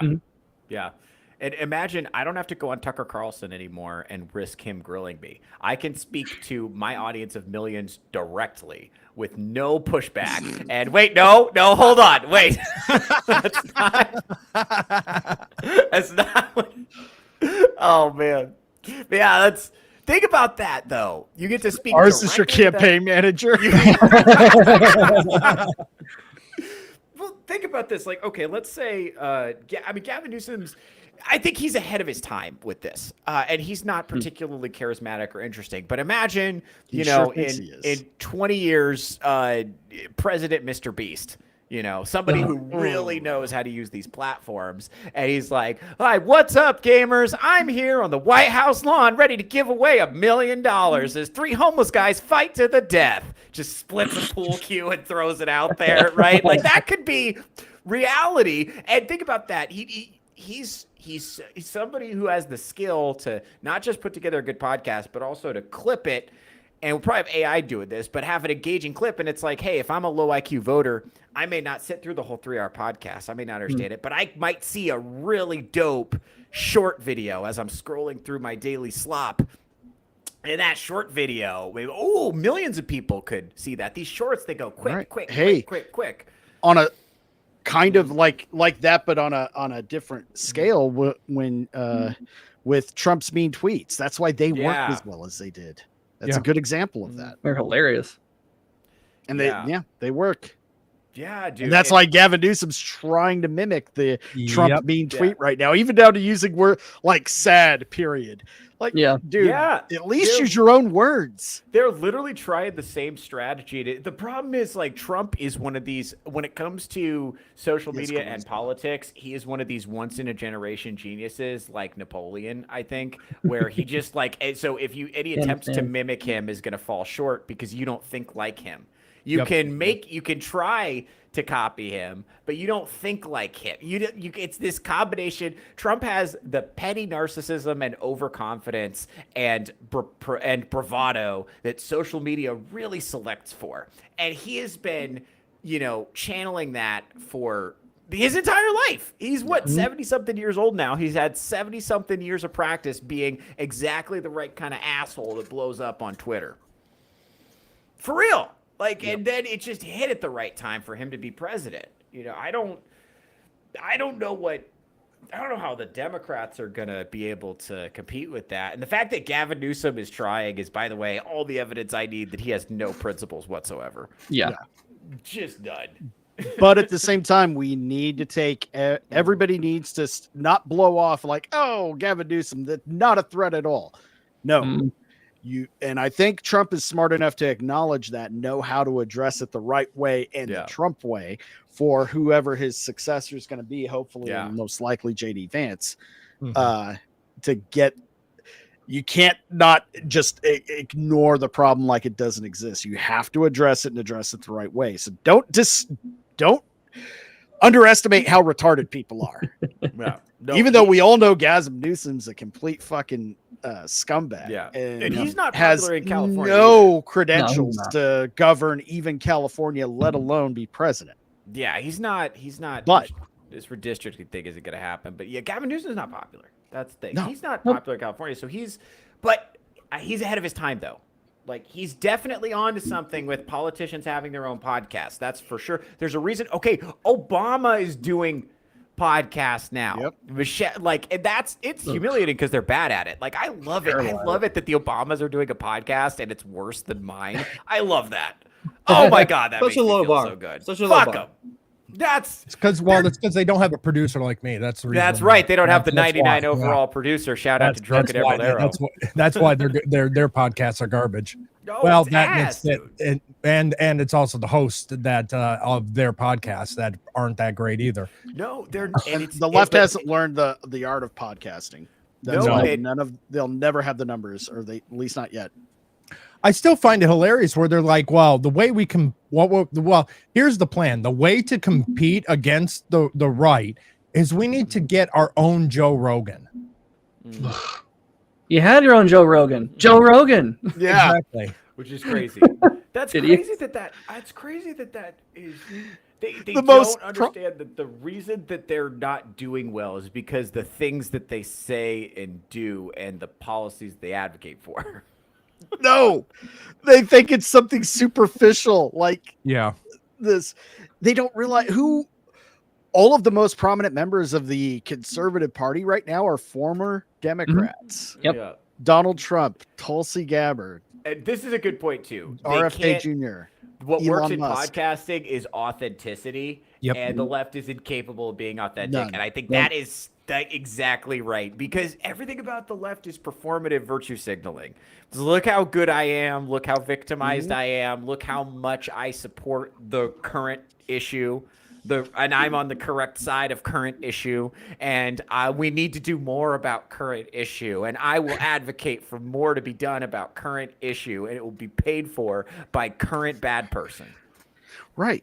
Well, like Jasmine Crockett talking to the her black constituents and giving nothing but accusing the other side of just blanket racism while not addressing any of the problems in our community or offering any solutions to them. In fact, just all they do is just they keep making it worse, and they keep getting votes by just keep blaming and using no actual accusations, just mean words like, well, the other side's just racist. They can't vote conservative because and it's like what's crazy. There's this Nazis. pump fake that they do. This pump fake they do is so sneaky. You got to watch for it. What they'll do is they'll do a policy. It'll backfire horribly, and they'll say, no, you misunderstand. It isn't that my policy didn't work. It would have been so much worse if I hadn't done my policy. And actually, the solution is more of my policy. That's the way it is. That's their argument with DEI. It's the argument with feminism. It's all of the major policy initiatives, no matter how disastrous they are for what they're trying to fix. They always go back to, it's because I didn't do enough of it. And in fact, if I hadn't dealt with so much resistance from the unreasonable right wing, I could have just done so much more good. Yeah, even though it made your cost of living skyrocket, it made your neighborhoods unsafe. Yeah. But and that's what. And here's the thing: I didn't want to be right wing, bro. Do you remember what it was like to say you were right wing in like the 90s and 2000s? It was a fucking social death sentence. Yeah, you were like a prick in a square, not a fun person at all. Like it's not fun or cool to be right. And it's like now we're just in this position where the left is just completely off the reservation completely. You actually cannot have a functioning, body politic if you don't have a functioning left-wing party. That's because it is true. Like there are people who the current system doesn't work for, and it's good that someone points that out. That's a good thing. But now it's been completely hijacked by this just evil reality denying gay race communism. And well, what are we looking at, Emerald? What are we offended about today? Liberal edition.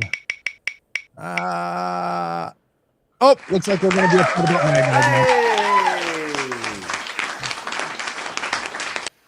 MAGA. No. It's funny. You mentioned all the failed constructs that they're trying to convince us worked. Did you see that England has moved on from climate and they have their new big crisis they're going to sell to the people to make them give up all their rights? Other than porn and speech, water. The EU and England are looking at making a water crisis and telling us that we're running out of clean and safe water. Oh, fuck off. While they secretly they're on an island. Control the flow of the clean water that they have. Yeah. Oh, California's also trying to sell it too. That's why Stalin did a controlled famine. Yep. Same thing. Just communism. Control the resources and control the populace.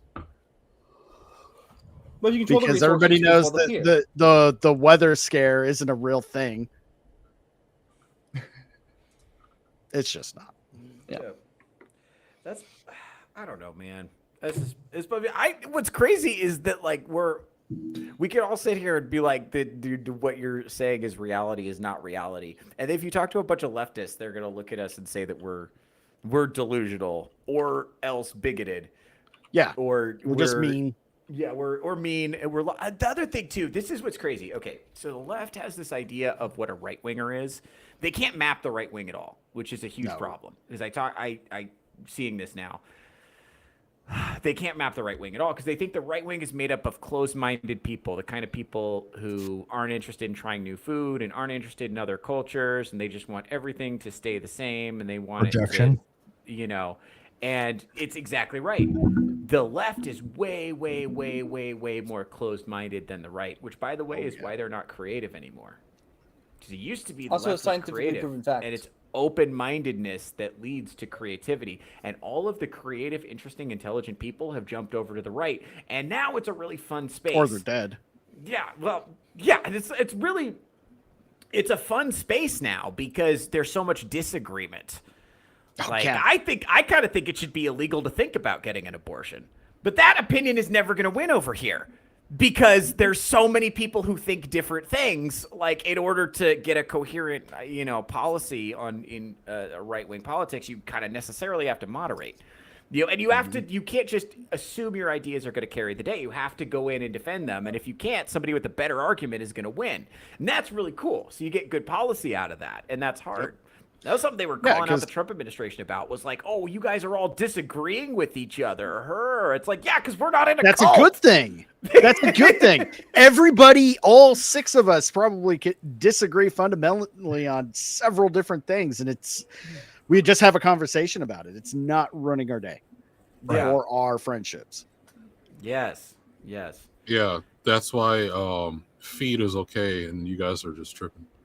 Hey, I'm on your side there, Vagabond. All right. Fist bump, buddy. Hey, folks, we're gonna close on this. They cannot conceive of their ideas not being right. So if someone disagrees with them, it can't be because they disagree. It must be because they're a bad person. Ugh, that's so well said. All right, folks. Well, we're coming up on 3 hours. We usually only do 2.5. So why don't we do this? Why don't we close out? And this has been fun. This has been Touch Grass with Theo Snodgrass. Thank you, chat, for showing up. Let's do our outros. Let's start at the top. Vagabonds. I know you have a show coming up soon. It happened. Yes. What is it called? So as you see right behind me is I Swear It's Not Hentai Podcast.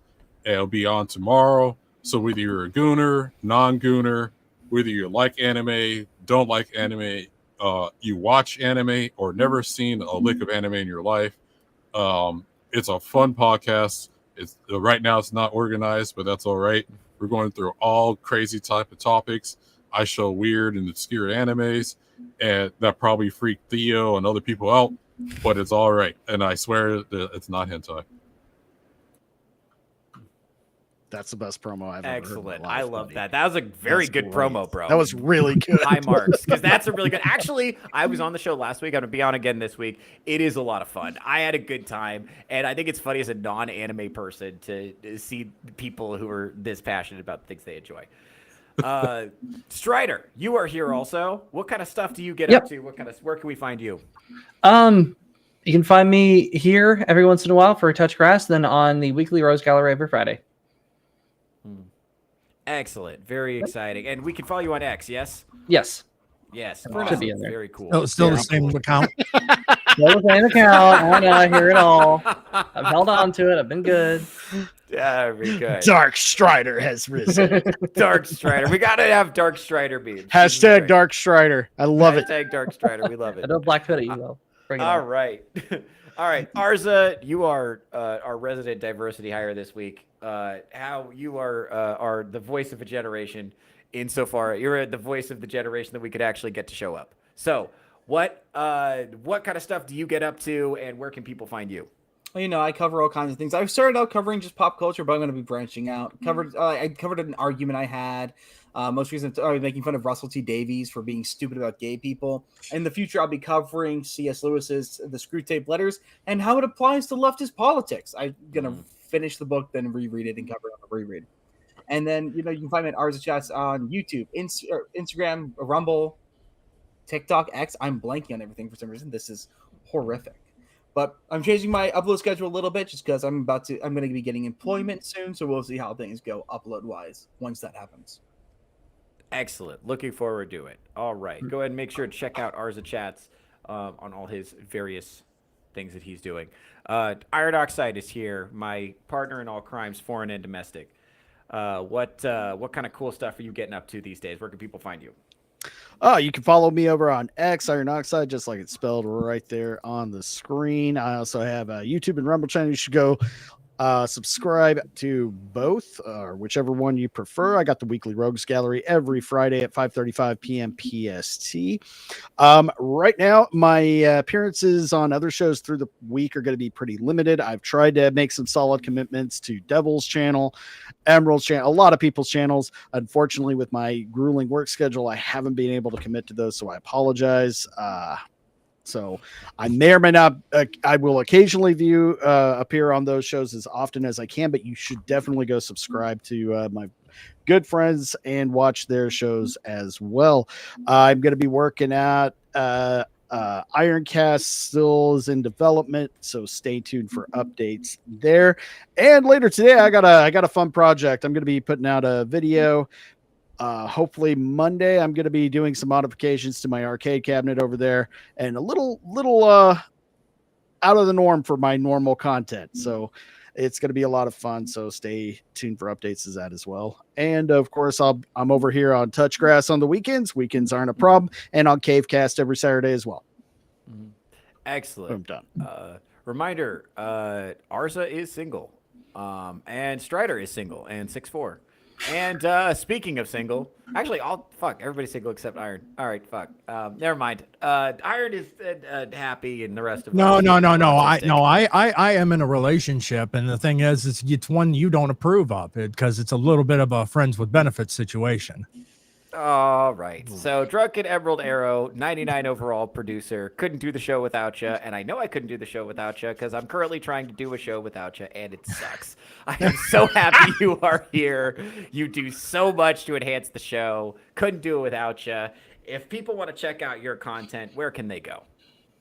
Well, I get asked that question a lot, and I usually will respond with, I've got Nerds Covering the News on Tuesday at 6 p.m. PST over on my channel. Wednesday at 7 p.m. PST, I produce a show for Devil called Make Me a Sandwich. On Fridays, I'm usually, most of the time, on the weekly Rogues Gallery at 5:35 PST over on Iron's channel. Then on Saturday at 8:30 a.m. PST, we have Cavecast over on Sammy 3-Piece channel. Insert title here is taking a 2-week hiatus where I start retooling and getting ready for what I'm calling the beginning of season 2. In addition to that, it is moving from Friday night to Saturday night to try to make and making it earlier in the evening so it's not so late. Hold on. Damn it. Okay. Am I now going to be stepping on toes again? No. I'm gonna move my fucking show to that. No, it's okay. It's okay. You beat me to it, buddy. No, that's a way better. That's a way more accessible. I have no problem with shifting and like having your show first, and then I can go afterward. But we can discuss. We'll talk about it. But my numbers are in the toilet because of Flashcast.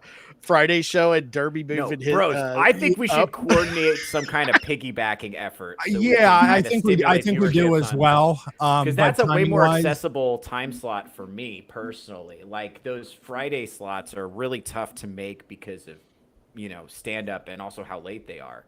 Yeah, and that was why I was kind of moving it, because Friday is just so flooded with other streams that it's like if we coordinate a little bit, kind of like a touch grass.